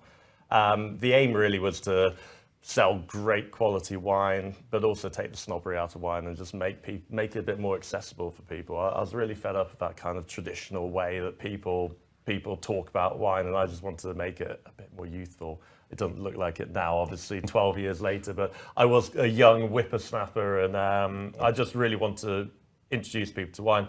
So from there, now we have 3 sites, one in Edgbaston and one in Knowle and Solihull, and hopefully a few more in the pipeline later on. Very exciting, excellent. And Phil, you've had, we've all had our challenges, but I imagine for you in particular, we had COVID, and now we've got cost of living crisis. How have drinking habits changed for society, would you say, particularly with wine, over the last 3-4 years? Yeah, well, I think with the wine element, it may have even started before then. Actually, certainly for Birmingham, when I set up, there wasn't a huge wine culture in Birmingham, and now we're finding that there's lots of people drinking wine. Obviously, this used to be out, and with our business, we do drinking on site in a bar, but also the retail element. And during COVID, when we're all locked down, you had no option but to drink copious amounts of wine at home. But that habit has actually kind of stuck as well, and it's amazing to think. So we started doing virtual wine tastings during the lockdown, and all of a sudden we're still doing them now, and we do them once a month with 60 people attending usually. And if you'd told me before the COVID lockdown that we were going to do tastings on Zoom, I would have said that you're absolutely mad. No one wants to attend that. But actually, people have got in the habit of being at home and realised that actually they can enjoy a really good glass of wine at retail price in their comfortable home rather than going out to a bar. Although I must admit, I still do like going out in public. So. But even, a pint of beer costs a lot these days. Yeah. So it's not the kind of the extravagant way to entertain and to drink that used to be drinking, having a bottle of wine with the wife or with friends. Yeah, exactly. You should be able to get a really good bottle of wine for £10 to £20. I usually say £10 really is the minimum you should spend if you factor in the cost of grapes, the cost of shipping, and the cost of glass. Yeah, £10 really to get a good quality wine is a minimum. I mean, and has the price of wine gone up exponentially like it has food and so forth? Yeah, I mean, we've been hit with, obviously don't want to mention the B word, but Brexit, which had an instant impact. Obviously, we import most of our wine, and the currency hasn't been performing as well as other currencies. We also have the inflationary factors, which include the cost of glass has gone up by, would you believe, 70%. So right. even that factor has massively increased the cost. So we've been trying to keep it at about 15% rises, or trying to just source a bit more savvy and use our skills and experience to try to get better wines at a lower price. And before we come to the really fun bit, your clientele at Loki, you do, obviously it's a big private client list. What about trade? What about events and hotels and bars Yeah. and so forth? I mean, we do a huge number of events. I mean, one of the cornerstones of a business is really trying to always do education events, that sort of thing. We do wine tasting dinners, we link ups with various restaurants around Birmingham, as well as some really big events. So we do some 800 people events, our summer wine fair and Christmas wine fair, where we showcase 400 of our wines and spirits for people to try. So. Okay. Well, that's the interesting part. Now for the fun part. I'm delighted to welcome David and Martha from our host, Liquid, because we're going to do a bit of wine sampling. Phil's picked 4 bottles, contrasting good value, delicious summer wines, Phil. Yeah. So if you'd like to sort of take us through them. Absolutely. I'll pour it first. That's the most important thing. God, this is a treat this afternoon, isn't it? Eh? It really Wow. is. Thank you. There we go. So I thought with the first wine, we'd play a bit safe, and we all know New Zealand Sauvignon, and I've really been trying to grind down into New Zealand Sauvignon, kind of what's the best terroir, what's the best style. I don't want something that's really kind of too fruity, too punchy, too, like, kind of, hate to say it, but cat pee. I want something that's quite kind of fresh and fruity, good acidity. Babbage, their reserve level, their black label, really performs on that. So there's mainly Wouhra fruit, which is a Grand Cru of Marlborough, and they do extra lees aging, so you get that texture on the palate, and texture I think is really important. You get it really coming through on the Yeah. nose. Can we taste? Should we get the spittoon over, actually? Martha, thank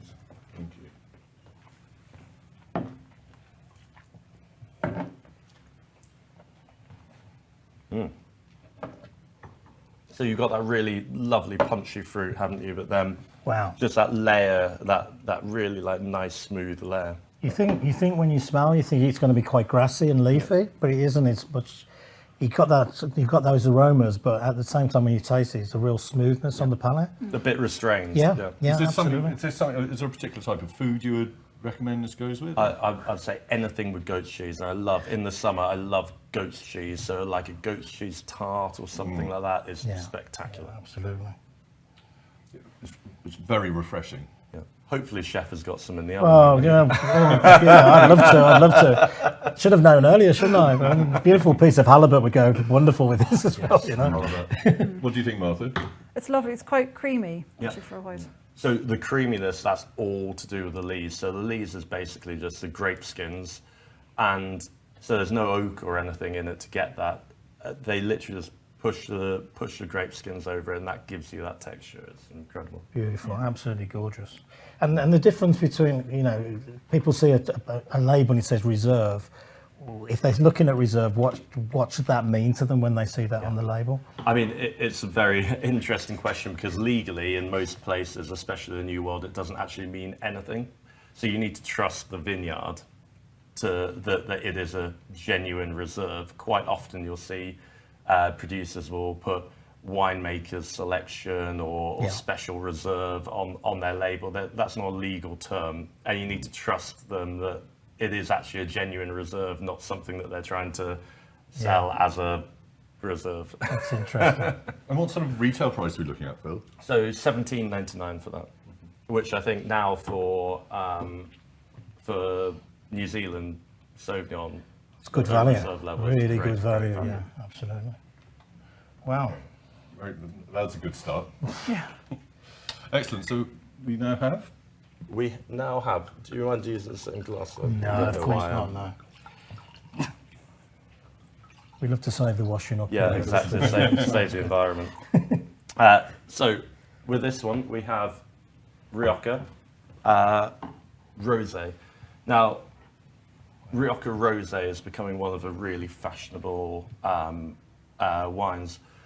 You don't usually know, you know Rioja as red wine usually, and usually quite oaky red wines, whereas Rosé is kind of the perfect fit for Rioja. So one of the main grape varieties in Rioja is Garnacha, which is Grenache in France, and it's the main grape variety for making Provence rosé. So basically you get this nice pale colour. This is kind of a fashionable style at the moment, but I think because of a slight more warmth in Rioja, let's get a bit more fruitiness than in Provence. That is absolutely beautiful. Absolutely. Spittoon shouldn't be here, but obviously, you know, but that is just a beautiful wine, isn't it? It's really elegant. It's fresh. But it's not over floral, which I found a bit of a problem with some rosés, isn't it? But I find you definitely get that almost strawberries and cream. So the cream just texturally not tasting like cream, but then you've got those like lovely strawberries. Yeah, it's still coming through. Yeah, even now, even though you're not drinking it, you still got that beautiful, beautiful taste afterwards. I mean, I'm glad you mentioned that, because that's actually something that we really focus on when we talk about quality in wine. It's talking about what we call the length in wine, how long the wine persists on your palate for. And one of the key things of a good quality wine is the length of that wine stays in your palate. I think this, for a £15 wine, stays in your palate for a really, really long time. It really signifies the quality. I've got a fantastic, cloudless afternoon, sitting outside, a nibble or two. That's job done. Exactly. Yeah. I mean, I must admit, I'm still a rosé in the Morning? kind of rosé all year round kind of guy. But me too. I think rosé is moving from that summertime drink to all year. There's actually no reason at all, is there? And it's the education of a rosé, isn't it? You know, my next door neighbour's 87, and I say, Don, would you like a glass of? And he's always is it in Vandel? And then actually, when you taste the blush and you taste real quality rosé, even educating somebody at 87 is kind of you can appreciate that. And I think it, like anything to do with food or wine, it's education. That's why we need great suppliers like yourself. Yeah. What do you think, Martha? Is this one you would?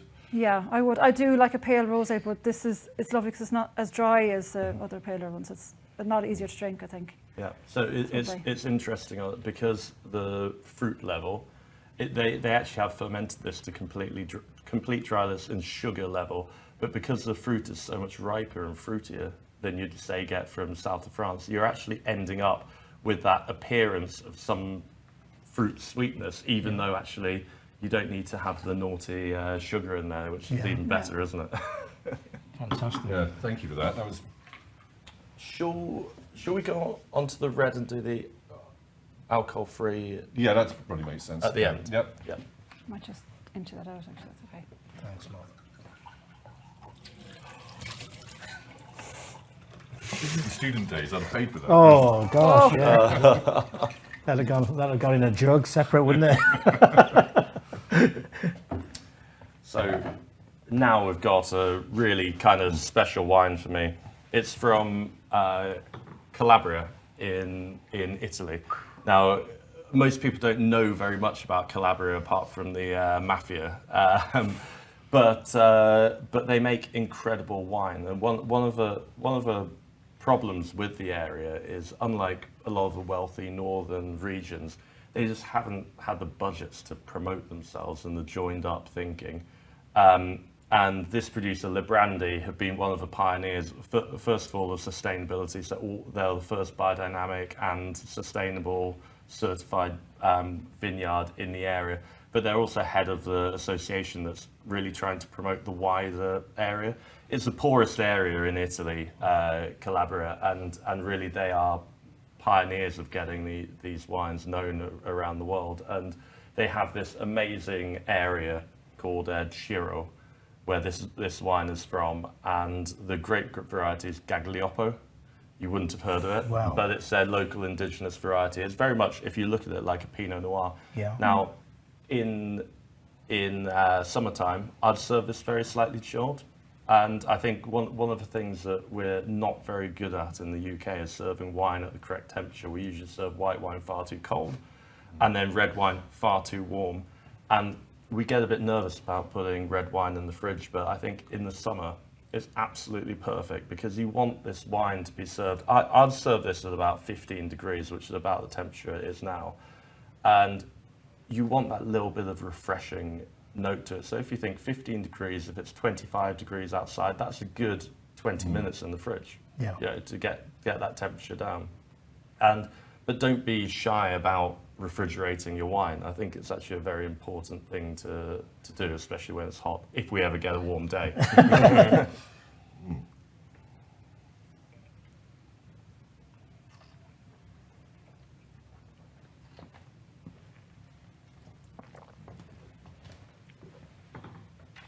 So yeah, so I think that's absolutely lovely. so light and soft, like a Pinot. Wow, that's superb, isn't it? But it's still got a bit of tannin, and that's why I really want to show this wine, because it's $13.99, and for a barbecue or something like that, it can, because of the tannin, it can cope with some grilled meats. You can serve it slightly chilled. It's not going to make you feel like you're drinking That's something incredible heavy. value, isn't it? Yeah. Absolutely incredible value, because you go to the supermarket and you anything under £10 is usually very, very average, isn't it? You know, and I think that is absolutely gorgeous, and it's also a grape that I would have never have known about at all, which is really interesting. Is this a new one, Phil, for you? Or? No, we've supported this producer, since the beginning actually. So we're nearly 12 years now we've stocked this wine, but it's only just really coming about, thanks to actually a lot of the work that they're doing. Just getting the name out there is all very well and good, us shouting about it, but you need other people to know about it as well. So this time next year it'll be double the price. Maybe, yeah. I will put reserve on the bottle. That's brilliant. That's brilliant. So what do you think when somebody has a glass of white wine and they go and throw an ice cube in it or something like that? It's like, for me, it's like, oh my goodness me, what are you doing there? You know? Yeah, for me, I think I'm not going to judge people for drinking wine the way they want to drink it. However, I'd always advise people not to do it. If the wine quality is such that you have to have it ice cold, nearly frozen, maybe just drink something a tiny bit better quality so you don't have to do it. And then it really pains me when people put a very, very, very complex, great, expensive wine and put it in an ice bucket, put ice in it, and you just think, you've wasted your money. Why are you spending £100 on a bottle and serving it like that? You might as well just spend £10 on a bottle if you're going to do that, because at the end of the day, if you're chilling it down, you're reducing the flavour, like with anything. You're reducing the flavour and you're masking a lot of in a poor wine, you're masking a lot of the nasty bits, but in a good wine, you're masking a lot of the nice bits. My father used to put, I thought, really nice red wine on a radiator. And kind of when you have it, you can kind of sort of see the condensation on the outside. You know, it's like drinking sort of fairly warm tea. You know, but I mean, that was probably a complete no for the purists. That's the problem. People, I said we serve red wine too warm. Normal red wine should be served at 18 degrees. Now, think about how hot you have your thermostat at home, even in winter, or how hot this room is now. It's probably, it will be above 18 degrees. Yeah. So that's the recommended serving temperature, and that's keeping everything in balance. The instant you increase the temperature of your red wine, you're making the alcohol show a lot more. Yeah, absolutely. And you're making the tannin show a lot more. Some people like high alcohol and high tannins, so maybe you do want to serve it warm. But for me, I like taste of wine in balance. I think the wine tastings that you must do with this is part of the education, isn't it? Yeah. You know, as a young chef, I'd have had a beer. That would be about the maximum. And the sommelier, the ones came in and said, "What are you drinking that for?" And I went, "Well, I don't know nothing about wine." And he used to just give me a little bit and explain to me about the grape. And I kind of, a wine tasting for me as a 20-odd-year-old chef was never going to happen. Till now, I like to collect, what I like. Yeah. But I think at the end of it, I think that education is the most important thing, isn't it? Yeah. Yeah. And even that last one, that would be great for people who think they don't like red wine. 100%. Yeah, absolutely. 100%, because there's so many people who don't like red wine, because if you go to your average pub or something like that, the only red wines you can get are Malbec, Merlot, Cabernet, all really full-bodied wines, and actually a lot of people just think that red wine is Malbec, for example. Yeah, really heavy. Yeah, and really big. heavy. And actually, there's so many different styles of wine out there. Well, I'm certainly going to be giving you my custom for that one. I love that. That's not just a plug, I promise you. Let's move on to the virtuous one. Yeah. So this is the alcohol-free wine. Now, this is a huge category now, and at Loki we have a principle that we don't stock anything for the sake of it. It needs to be based on quality. So there have been a lot of alcohol-free wines on the market that I just did not want to stock because I didn't think they fit the quality bracket. And these guys were the first people who actually What do they call it? actually did Zeno. Zeno, right. So what one of the issues always with alcohol-free wine is that when you remove the alcohol from the product, you're also removing quite a lot of the body and the structure of the wine. So to replace that, often, well, you have to add sugar into the wine, and that usually makes them very, very sweet. Now, this wine is the lowest sugar level on the market of any alcohol-free wine at the moment, and it recently won Best Alcohol-Free Wine at International Wine and Spirit Challenge. So hopefully you enjoy it.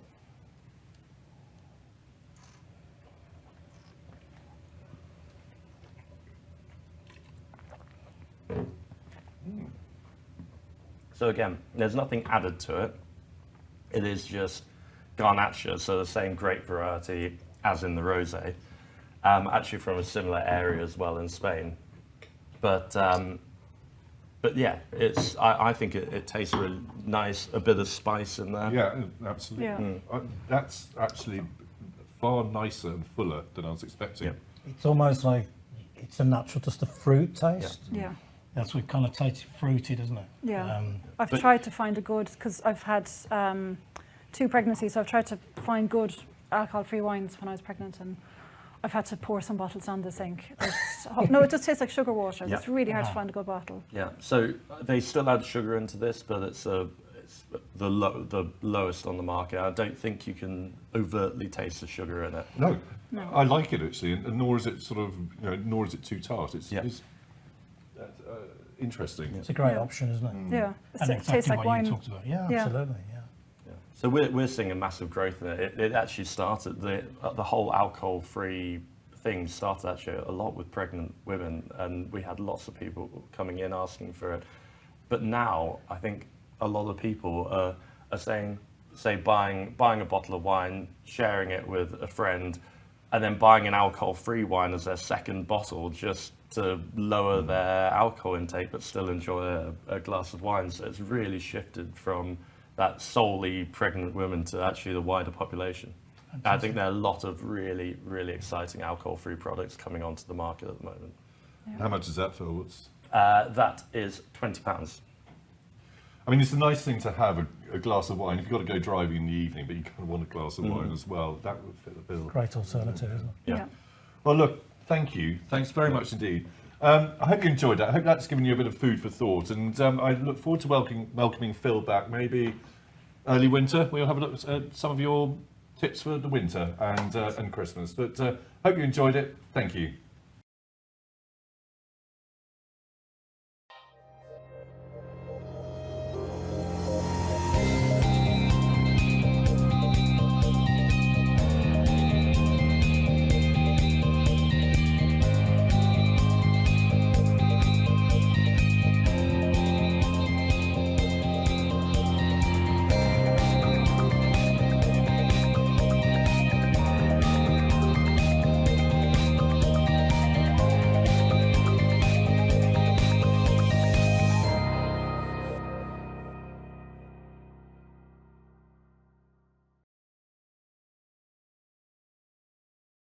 The Birmingham tech ecosystem is one of the most exciting across the UK, but it's not one without its challenges.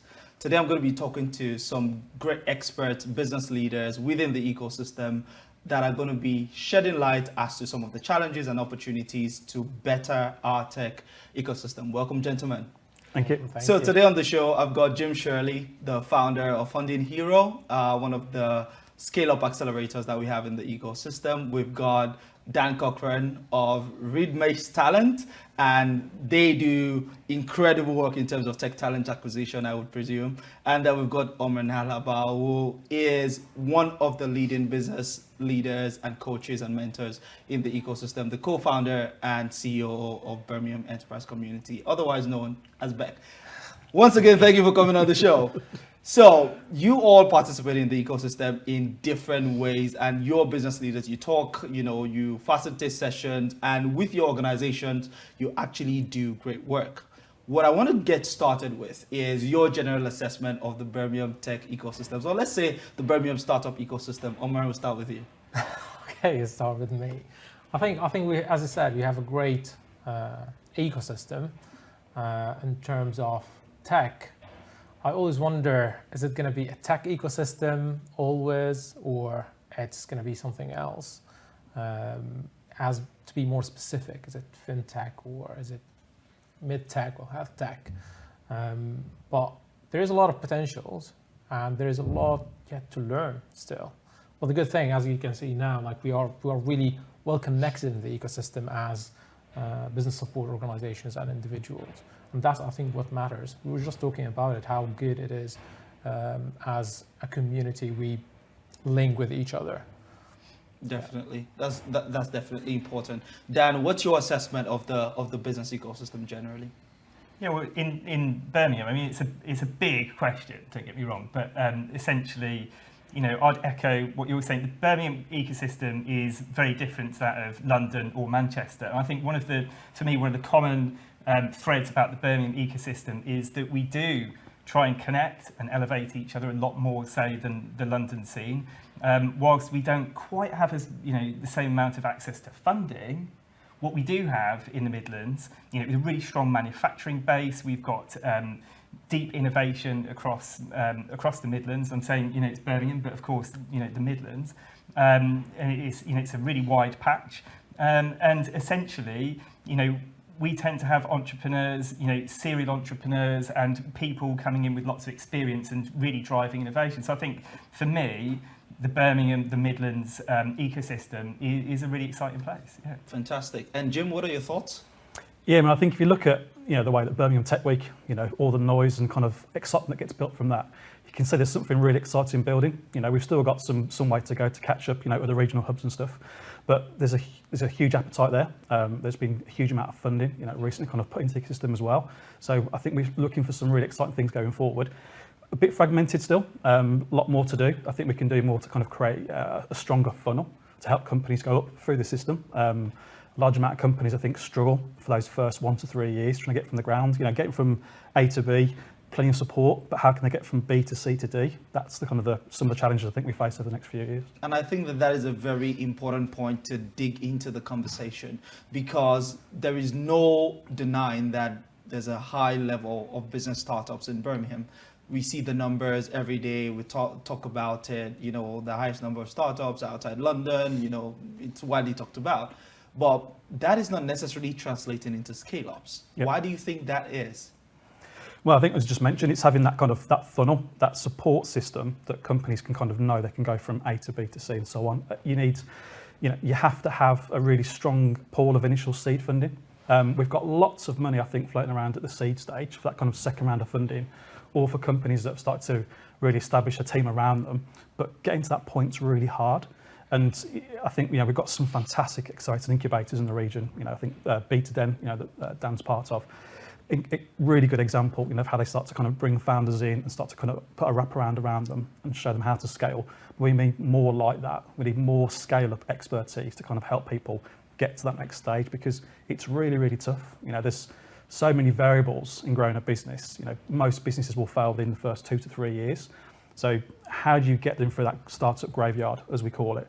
And that's the big challenge. So the more we can do around mentor support, improve the angel ecosystem, this will help to create a much better funnel to ultimately create scale-ups as they go through. Fantastic. And Dan, would you say that those are some of the things that you see as possibilities to improve that, startup to scale up ratio as well? Yeah, I think, I agree with everything that Jim's saying. He's absolutely right. The support for businesses needs to be there at the early stages. And you need to then follow that through to make sure that they can get to later stages of funding. There's also an element around the regional development and what we're doing as a region to attract startups and as a country, right? So, and there's a lot being done by West Midlands Combined Authority, other bodies where they're running initiatives to bring companies from abroad, attract investment. So it's not just about homegrown. Let's not forget that. It's also about attracting really good businesses to the region. Absolutely. Is this the right place for them to base themselves? What does the city have to offer to them, both professional and personally? Do they want to be here, and is the ecosystem thriving enough for them to want to stay here? And some cities have got that. And so essentially what you're talking about, and what I've heard you say as well, is that support ecosystem that helps startup go from startup to scale up. And Omran, I'm going to come to you on this because you work in the business support space, and it's not like there is no business support in the region. Of course there is, but is it what it needs to be? And the crux of this conversation today is identifying better ways for our ecosystem to thrive. So from your perspective, and you could piggyback off some of the things that Dan has said, or you can go however direction you want to, but from your perspective, what does that support infrastructure in the region need to look like in order for us to become what we need to be as an ecosystem and get to where we need to get to? I think, as I said, we don't have problems with having businesses starting in the region. As I said, we have a highest number, but we all know that within 10 minutes you can incorporate a business, and then that goes into that statistics of we have a business in the region, but that could mean nothing. I think we need to be more critical in supporting the early stage businesses, because there is now the atmosphere of just a start. But okay, what's next? We need to start telling people that it's not the right thing to keep moving from a business support accelerator to another accelerator, to another incubator, to another co-working space, because you would see the same business sometimes moving around the business, within the same ecosystem. And the thing is, we celebrate those businesses. It's great to celebrate them, but we need to acknowledge that, okay, we need to focus on those that actually can get the ecosystem, can listen to the advice, and can move forward, not just move around. But move forward. And I think that's where we need to do more to ensure survivability and the growth of the businesses that actually deserve it. And that comes to some of the points that you raised earlier, Jim, about the interconnectedness within the ecosystem, because the things that Omran have talked about, I have actually seen it. Startups going from one incubator to the other incubator and to the other incubator. How do we connect the dots? And I know that you've been around, you've been in the London ecosystem, you've done a bit of work in Amsterdam. From your perspective, what are the things that we're not getting right in terms of connecting and joining up the different moving parts of our ecosystem? Yeah, I mean, an ecosystem needs many parts. I think, a thriving events piece is one of them. Funding's another. The right types of business support, but the right kind of home, for the right kind of skills and niches. And one good example was I went on a tour with the Incubation Association and Accelerator Network to Amsterdam, and there was Ace Venture Studios, and they basically have 35 shipping containers they've gone and bought, created a really novel space for all the AI startups from Amsterdam University to come and base themselves in. They can house approximately 450 workstations. You've got this rich pool of talent of all these young AI graduates coming in. You've got these amazing clusters, of really high-tech businesses and stuff. They've got all the skills around them. They've got the support. They've got the event system. And then they've got a venture capitalists or funders on the doorstep that as soon as something good happens, there's a term sheet. So they won't spend 2 to 3 years going around in circles figuring out, well, how do I get funding? I've got a great idea, but I can't scale it up. The system is there, set up for them to succeed. So we have to think about how do we really set ourselves up for success. So it's very focused, very targeted.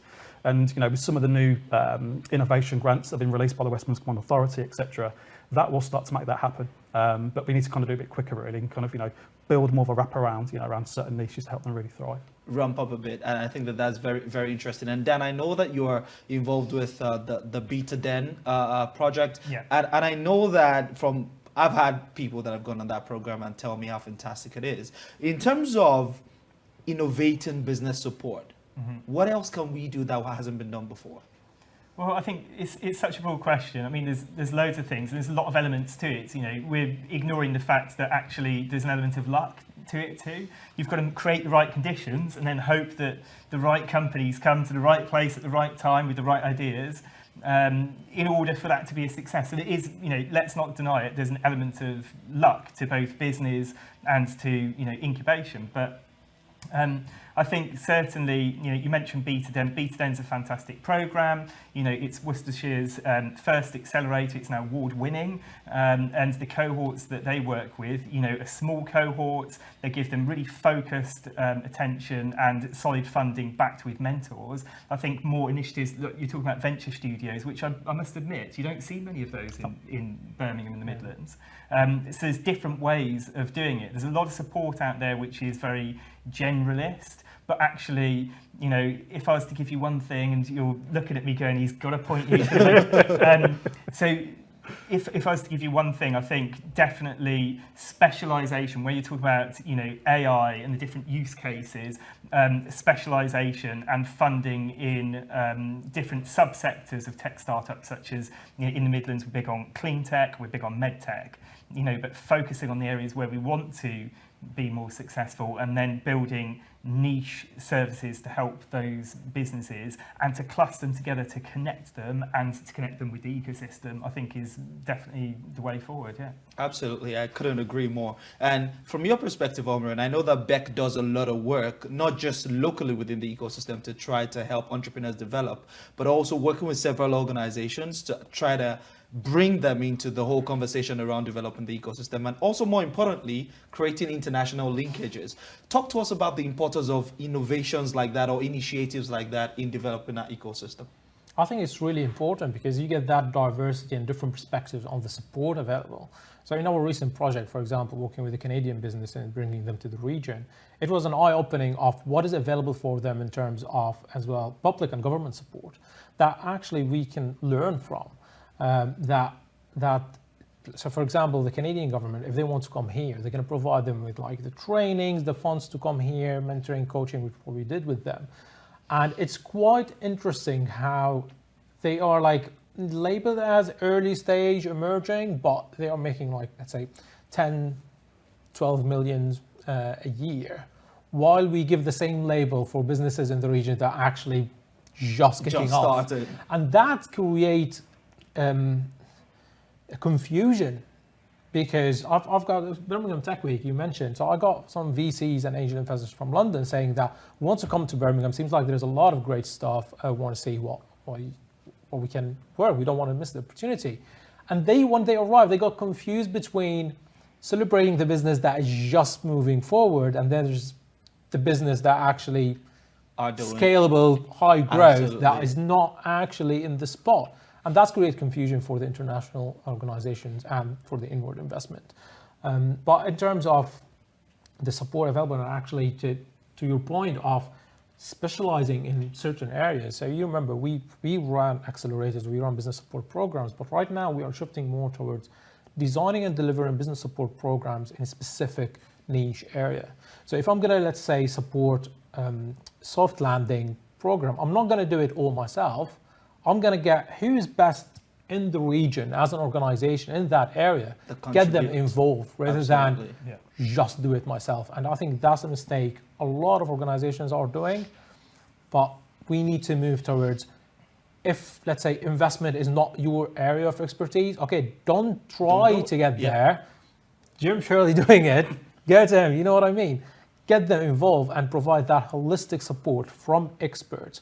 And I think recently, like Beck been doing really well within this, because we are not trying to duplicate any work, and we want to just like provide the best support for whether it's local or international businesses. I think what you've said is very important, and for me, it's one of the core pieces of solution that we need to implement moving forward. pick a niche where you want to develop solutions on or deliver solutions on, and connect horizontally across the ecosystem to make it the best solution possible. I think that is very instructive. And Jim, you know, Omran has just talked about the confusion that exists between what is startup and what is scale up and what is, you know, seed stage and what is pre-seed stage. With Funding Hero, what you've done is built an accelerator that is very specific. Tell us about the importance of that kind of model, and you can use Funding Hero as an example if you want. Yeah, so I think my background, I went to invest in a venture here in London. We had a portfolio of 30 tech startups, and kind of watched them really struggle for that first mile. You know, how they kind of raise those first 2 to 3 rounds of funding. You know, tech is hard to kind of get off the ground. You know, it takes time to kind of find product market fit. That takes, you know, 2 to 3 years at least. Trying to understand the right customer base, does your actually product fit the right solution and stuff. But from a funding point of view, trying to articulate all of that to an investor whilst trying to run a business and kind of actually scale it is really, really difficult. So investors look for, you know, execution and look for a team and stuff. And what we want to try and do is wrap around for all the founders. How do we help them think about, you want to get from A to B to C and start to think about the next few milestones rather than just thinking about the next step in front of you. And it's something that, you know, Dan's a massive advocate of from a talent planning point of view. Don't just think about, I need to hire someone next month. Think about what's my hiring roadmap for the next 3 to 4 months and way beyond, so I need to start now so I can look for the next 2 to 3 years, for example. And funding is exactly the same. So if we can start to help founders not just think at the next round of funding, but to think 2 to 3 rounds ahead, then they've got a much better way to articulate that to investors, and they'll have a much better chance of actually raising investment when they come there.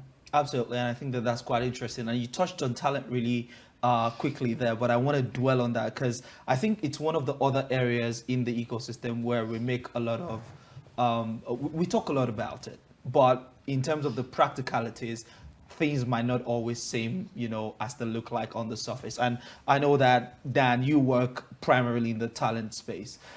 It is said often that we have all these universities, I think there are about 13 universities across the West Midlands, and the amount of talent that brings into the business community.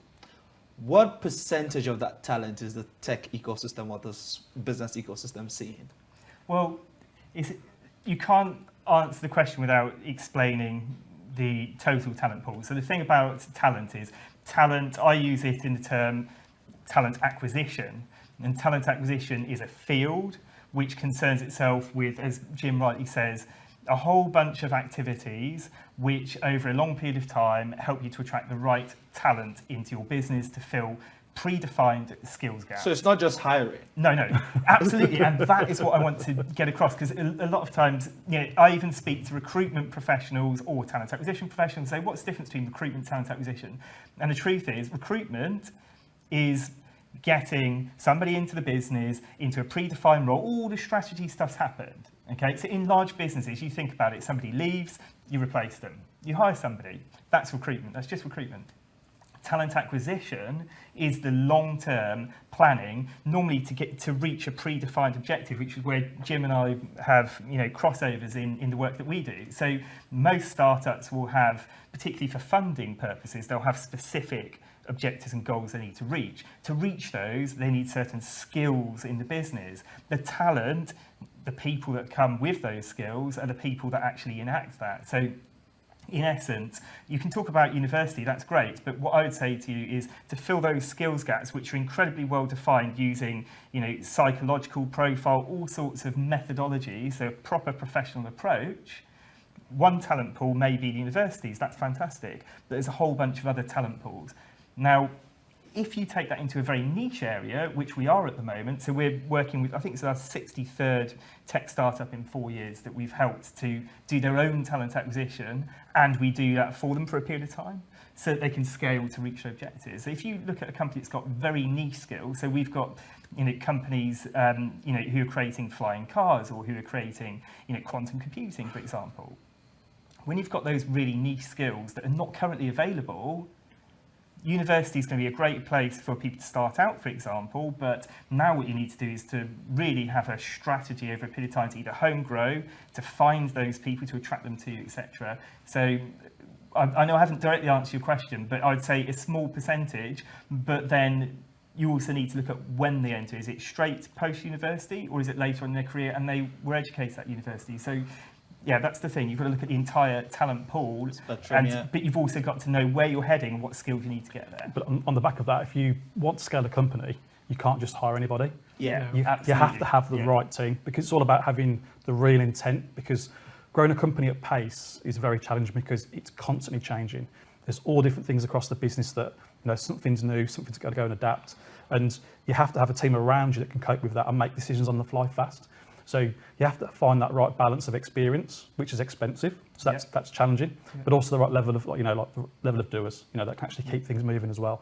And that's, I think where having that long-term strategy, plays a massive part into that, because you have to be very specific and targeted on who you want to bring into the business. Yeah, and the big thing about that, sorry, I know you're going to do some bits, but the biggest thing about that is recruitment ignores a lot of the strategic stuff that should be in place, because it doesn't need to look at that. Its job is to fill a seat, and there is high-level methodology which can be used to identify all of those things, both on the skill side but also on the person side. So there's psychological methodology that we use. Everything that we do is data-driven, and you're making decisions for the right reasons. Whereas what tends to happen with recruitment, and you know this, and both of you would have seen this, when you hire, people tend to put an advert out, they'll meet a few people and they'll hire someone, or they'll hire someone they know, because they trust them. But what they don't do is go, let's look at the entire market, let's understand exactly what we need, and then let's endeavour to find that. And that's a different approach. I think that points that you guys have put out really encapsulates what needs to be done, particularly for businesses that are at that stage where they're scaling and they've raised some capital and they're now thinking, how do I get the people to help me accelerate this? But let's also touch on the part, and Omar, I'm going to come to you on this. Let's talk about the part of the ecosystem that have not yet raised capital, but need talent. Well, Yeah, I think here you would go back to the university, because it's an affordable option for those who's just starting. So previously you would go and get a student to do an internship, paid or unpaid, and you have to cover the cost for that. But right now there is bursaries where the universities would pay the student to be working with you on a project or over a certain period of time. However, you still need to educate yourself on how to do those interviews and assess the right options, because even if you are getting, like say, a student being paid by the university, there's a cost on you. Absolutely. Your time training them and spending with them could cost you money. It actually happened with us where we got, there was the Kickstarter scheme or something. Yeah. To be honest, I think it's cost us more money than anything else that has done to us, because there wasn't that process of getting the right people to deliver. So at that early stage, universities are good. However, the university also really slow in moving and responding to the market. So we are talking about AI and all of these things. Universities are still catching up on what's going into the market and the needs that is there. So it goes into, as you've mentioned, that personal passion into developing themselves and learning about things outside the remit of the academic life. So for the early stage, I think that is, here I'm talking about the idea stage basically. That is the what is available and possible. Yeah. I'm going to come to Jim very quickly. Yeah. I think the big thing for me is just angels. So the biggest call to action I can call today is how can we get more angels into the ecosystem, because people think angel investing is about bringing money in, but actually it's first about bringing relationships. It's bringing value for their experience. We've got an incredible community of people that have kind of been there, done that, got the t-shirt. And as startup founders, you need to surround yourself by people that have got that experience, who have got the scars and successes, of kind of on their journey, and they can make a huge, huge impact. And when money is tough to come by, value is always free. So surround yourself by people that kind of know exactly how to scale up, and they might invest. They might invest at some point in the future. But if there's anyone out there that are angel investors or potential people that can help, young startups in a specific field, please try and get involved and help them out. Come out, and I'm going to come to that point. If you're watching this today, you've heard Jim say it, and everyone on the panel. Remember, the conversation is not just here in the studio. You could also participate in this conversation online, on LinkedIn, on YouTube, drop us a comment, share your thoughts around what the things are that we need to do in order to improve our startup ecosystem. So you've just touched on angels. So I want to talk about funding. Let's talk about new models or better ways of accelerating funding in our ecosystem. We've touched on it from the first question up until now. The need to make sure that the early stage businesses are funded so that they can become, scale ups and things of that nature. When you think about particularly the early stage funding landscape in the region, there is something missing. Because there are funding opportunities, we've got VCs across the region that would put money into businesses that are already doing very healthy amount in turnover. But in terms of the early stage businesses that just don't have that turnover yet, or are just getting into market, or they have very little traction, there isn't much available. From your perspective, from all of your experiences, what do you think are the things that we need to begin to do in order to make sure that there are funding possibilities for businesses that are starting up? Omran, do you want to start? Well, I think this is if I know the answer, like we wouldn't be discussing this. Right? It is really hard. I think we need to start from knowing how we're going to present the businesses, the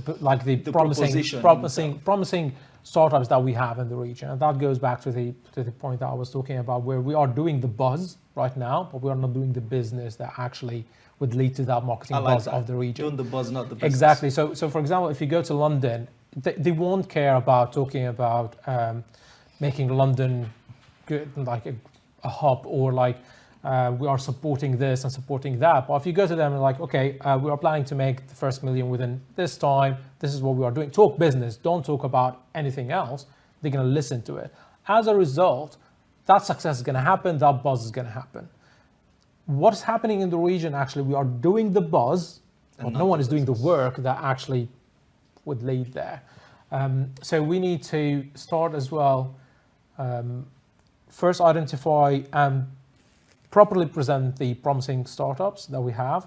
We need to educate the startups of what investors needed, as like what you're doing now, because now you have a lot of people asking for funding, and they are still like, they have nothing in place as a business. It's just ideas on papers. There is nothing in place. But with the technology that now we have, and we talk always about agility, right now, if you want to build an MVP with the AI and the low code and no code, you can build an MVP with a fraction of the cost and the time that is needed. So take that step and invest a couple of thousand. It's not a lot of money, a couple of thousands, to show that you've put the first investment before asking someone else to do it. Absolutely. And build a traction on it, and then get those big people coming in. And I think even the angel investors needs to be educated in the region, because there is that, like, I'm going to only invest if the risks are close to zero, and it doesn't work this Which is way. not possible for Exactly. Yeah. But there is an underlying assumption there that every business should be funded, and I would argue that actually at the very early stages, my take on it, so the old model in the old days, we used to make money, and that's how we funded our business, right? Absolutely. So, and I think, so if you've got a deep tech business, you're building, quantum particle accelerator. I don't even know what that is, right? Something really scientific, something really deep tech. Sure, you're going to need to throw a lot of money at that. But if you're running a services business, if you're running a simple e-commerce business, you don't necessarily need funding. So I would actually say, yes, we do need to look at how we support. We also need to look at who we support. Absolutely. Because what you don't want to do is set people up for a fall and encourage them for things that, A, they should be financing themselves, and B, is not necessarily something that's going to add an investable proposition. Exactly right. Yeah. So I think that is a major thing. You do need to look at the who. Absolutely. And if they want to do it, I wish everybody, I love working with early stage startups of all types. Good luck to them. But for the region and for economical development, you need to look at what we're doing, why we're doing, and who we're actually giving money to. Absolutely. There's strategic perspectives that has to be applied to this. Now, Jim, I'm going to come to you because I know that this is something that you're definitely very passionate about as well. But one of the things I just want to put in there to include in your response as well is, considering all these technological options that are available to startups today, and Omran has mentioned quite a few of them, and Dan also alluded to them as well. What are the new models of building a business that startup founders themselves need to be thinking about in order to build great propositions and also investable propositions. But you could start by talking about the whole funding landscape and what we need to do in that regard. Okay, and I think the first thing is for people who want to raise funding, there's kind of two key aspects. Is, are you fundable? Is the first one. Not everybody is fundable. And is your business fundable? So you've kind of got to get those two variables first of all. So there's a difference between the person and the business. Are you fundable and is the business fundable? Yeah, because I think some people just aren't fundable. That they won't be able to work with shareholders. They might not be able to kind of actually scale a business. They've got no proof or traction of in the past of doing it. And it needs being a startup founder needs a really, really different mindset. Absolutely. You have to be so resilient. You have to make hundreds of decisions every day. And there's some really big highs and lows you have to ride. So you have to first of all think about, am I the right person to take funding? But then marry that with, is my idea and business actually fundable as well? Because not all businesses will scale up. If you want to create a lifestyle business, that's a very different style of investment or funding requirements, something that's going to scale rapidly. So you have to think about those two things first of all. And I think, if we think about tech, one of the kind of the big mantras is kind of fail fast. So, don't spend ages, running around trying to do the same thing, just burning cash for it. Omran touched on the point about low code and no code. The rise of that happened rapidly, over several years. And that completely changed the landscape of software development because suddenly non-tech founders for a few £1,000s or over a couple of weekends could get a website spun up, a low code platform. They could get a landing page. They could start charging revenue for customers, all very, very easily. So you don't have to go and raise hundreds of thousands of pounds to prove something. And that's kind of been really exciting now because you kind of see there's a different age, of entrepreneurs. Typically an entrepreneur is around 40 years old as an average. But now, you can be in university and over the weekend you've got, a fantastic business spun up. So it's really kind of changed the landscape. And obviously we throw in AI, which is moving at such a pace, it's frightening. It's really going to change, how we all look at investment. And, from an investor's point of view, you need to be thinking about how can you start to build, a business with a real moat around it? What are your real USPs and how is it going to be defensible, against, low codes, the use of AI and stuff. And we have to embrace it, and use it. And as an investor, if I look to a founder that can show me they've gone and done something, very quick, they've tested it, they've iterated, they've learned, they've found what's the right way to kind of go. They've been resourceful, they might have used, graduates, from universities and stuff to kind of help get themselves off the ground. But then how do they surround themselves with the right experience from angels to kind of help them take to the next strategic level? Absolutely. So, I want to bang that angel drum again and stuff because I think it's, it can't be underestimated. Come on, angels. But for that first round, one of the things that I always talk about is you want to find 10 times more value than the cash you get from an angel. If an angel can give you £10,000 as a first check investment, fantastic. But you could burn that in 2 to 3 months. Their experience on what decisions to make and kind of what sales channels to go after and different things to look at from your business strategy, that's game changing. And people don't really put a value on advice, it's cheap, it's throwaway and stuff. But if they kind of flip that a little bit, then I think it kind of changes the way that younger stage companies can actually accelerate much. Absolutely, and then there's also the bit around angels bringing on board their network.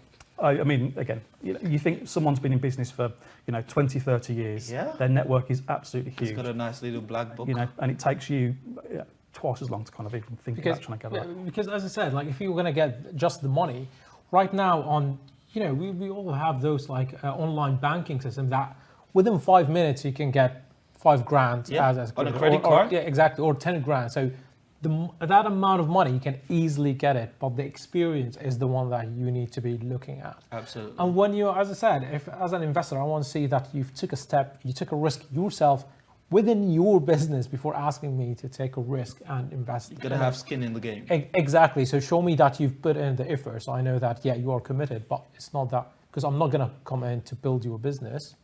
You're going to build, I'm going to support you. So show me that you are able. As I said, it's about the founders and what steps they can take. That's what they can show. Absolutely. It's been a really, really great conversation, gentlemen. But last question, right? And I'm going to have each of you answer this. We've talked about, new models of starting businesses. We've talked about what business support need to look like. We've talked about supporting businesses, funding, talent, and things of that nature. Generally speaking, from all your experiences, what other ideas have you seen from other places that you think, if we do this in Birmingham, if we do this in the West Midlands, it's going to turbocharge our status in terms of startup ecosystems across the UK, across Europe, and across the world. What are your thoughts? Start with Dan. I'm going to start with you. What are your thoughts on that question? Because I know you're going to have some insights there. What do you think? I want to hear yours first. That's a very, very good spin and interesting one. I think there's a lot that we can do. Yeah. There's a lot that we can do, particularly with things around supporting more businesses to get to the exit point so that they can then reinvest in the ecosystem. One of the big traits of all of the successful ecosystems across the world, whether it be London or New York or San Francisco or wherever it is businesses that have achieved exits at different stages, staying in the ecosystem and refertilizing the ecosystem. Yeah. I think we're not doing enough of that within the region, but that's my thought. But you're the guest. I'm going to let you get on with it. I mean, on that point, I think about exit. So on our program, we tried to reverse engineer an exit, because for me, I think when we talk about what's your big vision, it's a very open. It's kind of like, well, we want to grow a business and become 100 million turnover and become a unicorn, which all sounds fantastic. But if you can be very, very focused and say, well, by year 5, we want to be here. And to make that happen, we have to go through several different steps and milestones. We'll need these amounts of funding.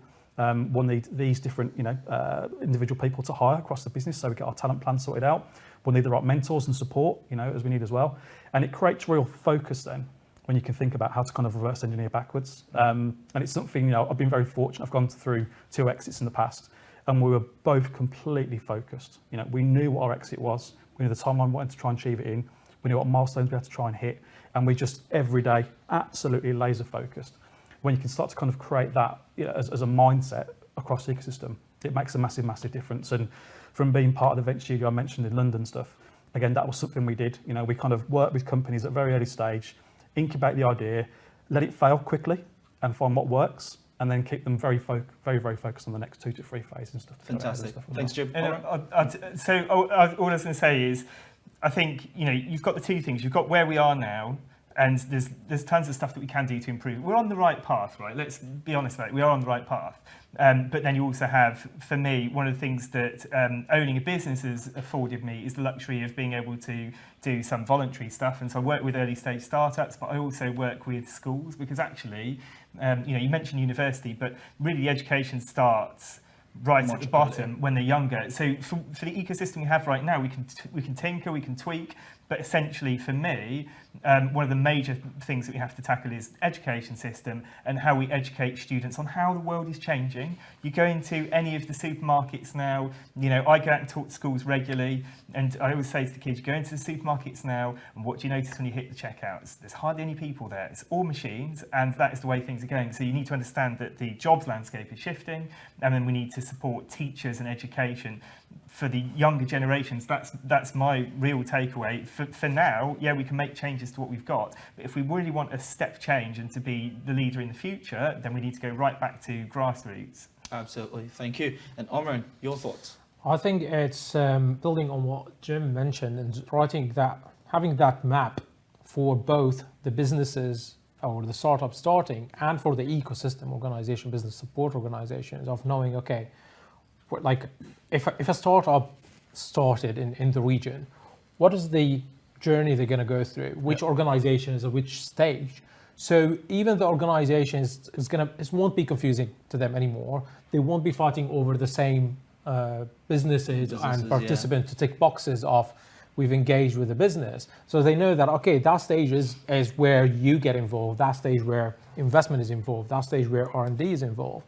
That's really important for both the ecosystem, business support organizations, and those startups in the ecosystem, because it sometimes get a bit confusing.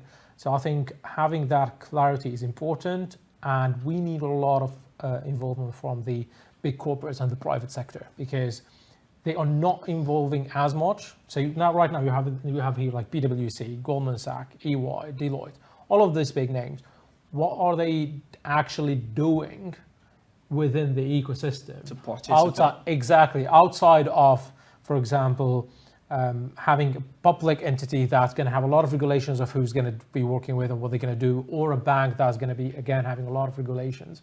We need that private sector of those basically that they build the economy. Engage, They yeah, are the ones absolutely. building economies. Yeah. We need them to be more involved, because I know recently they have teams to keep an eye on the new startups in their category. So if there's any new tech solutions that would Affect benefit their that, business. they would acquire it right away. We need to encourage them to start to be more actively involved in supporting those. And they're listening startups. right now. They're listening right now. I mean, if you work in corporate Birmingham, this is a call to you to get your organization involved in our burgeoning startup ecosystem. It's exciting. There's a lot of possibilities. It's still in its growth phase, and this is the time to get in. Thank you very much, gentlemen, for coming on the show. Thank you. Very quickly, if you want to find out more about Funding Hero, where do we go? fundinghero.co.uk. If you want to find out more about Reedmace Media, talent. Reedmacetalent.com. There you go. Okay, and Beck? Backleaps.co.uk. Awesome. Thank you very much, guys, for coming on the show today. And thank you to everyone who's joined us, who've shared, commented, and participated in conversation. The conversation continues on LinkedIn, on YouTube, and on all our social media platforms.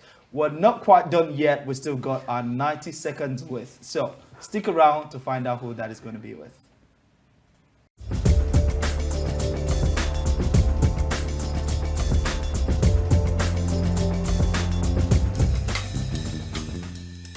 What is your greatest strength in the workplace? Probably my vision. The biggest decision you've ever made professionally? Decisions I made in the fire service, literally like second life death. Should I go that way? Should I go that way? Should I do that or not? Those are the critical decisions that I think stay with you for the rest of your life. Advice you would give to your younger self? Don't take things so seriously. The biggest influence on your business career? I think a opportunity at the College of Food, when I didn't make the criteria, then I didn't make the academic qualifications, they asked me to come in and I was interviewed and I got the gig on character. Your proudest achievement at work? So Steps to Work, the charity that I chair and I'm interim CEO at the moment, we put over 1,000 people into work and we donated over 800,000. My total for last year was about 1.2 and a bit million pounds. That was just last year. Birmingham's greatest asset? Birmingham's greatest asset is absolutely the people. Your favourite place to unwind? I don't know, probably in a pub with some friends. Dream holiday destination? I think there's nothing better than the UK. I think the UK is absolutely stunning. Your guiltiest pleasure? One too many drinks at the occasions with the right people. I'll sit there all night listening and talking to the right people. Desert island film? Oh, tough one. Once Upon a Time in America. Your dream dinner guest, dead or alive? Wow. Nelson Mandela, the making of the man.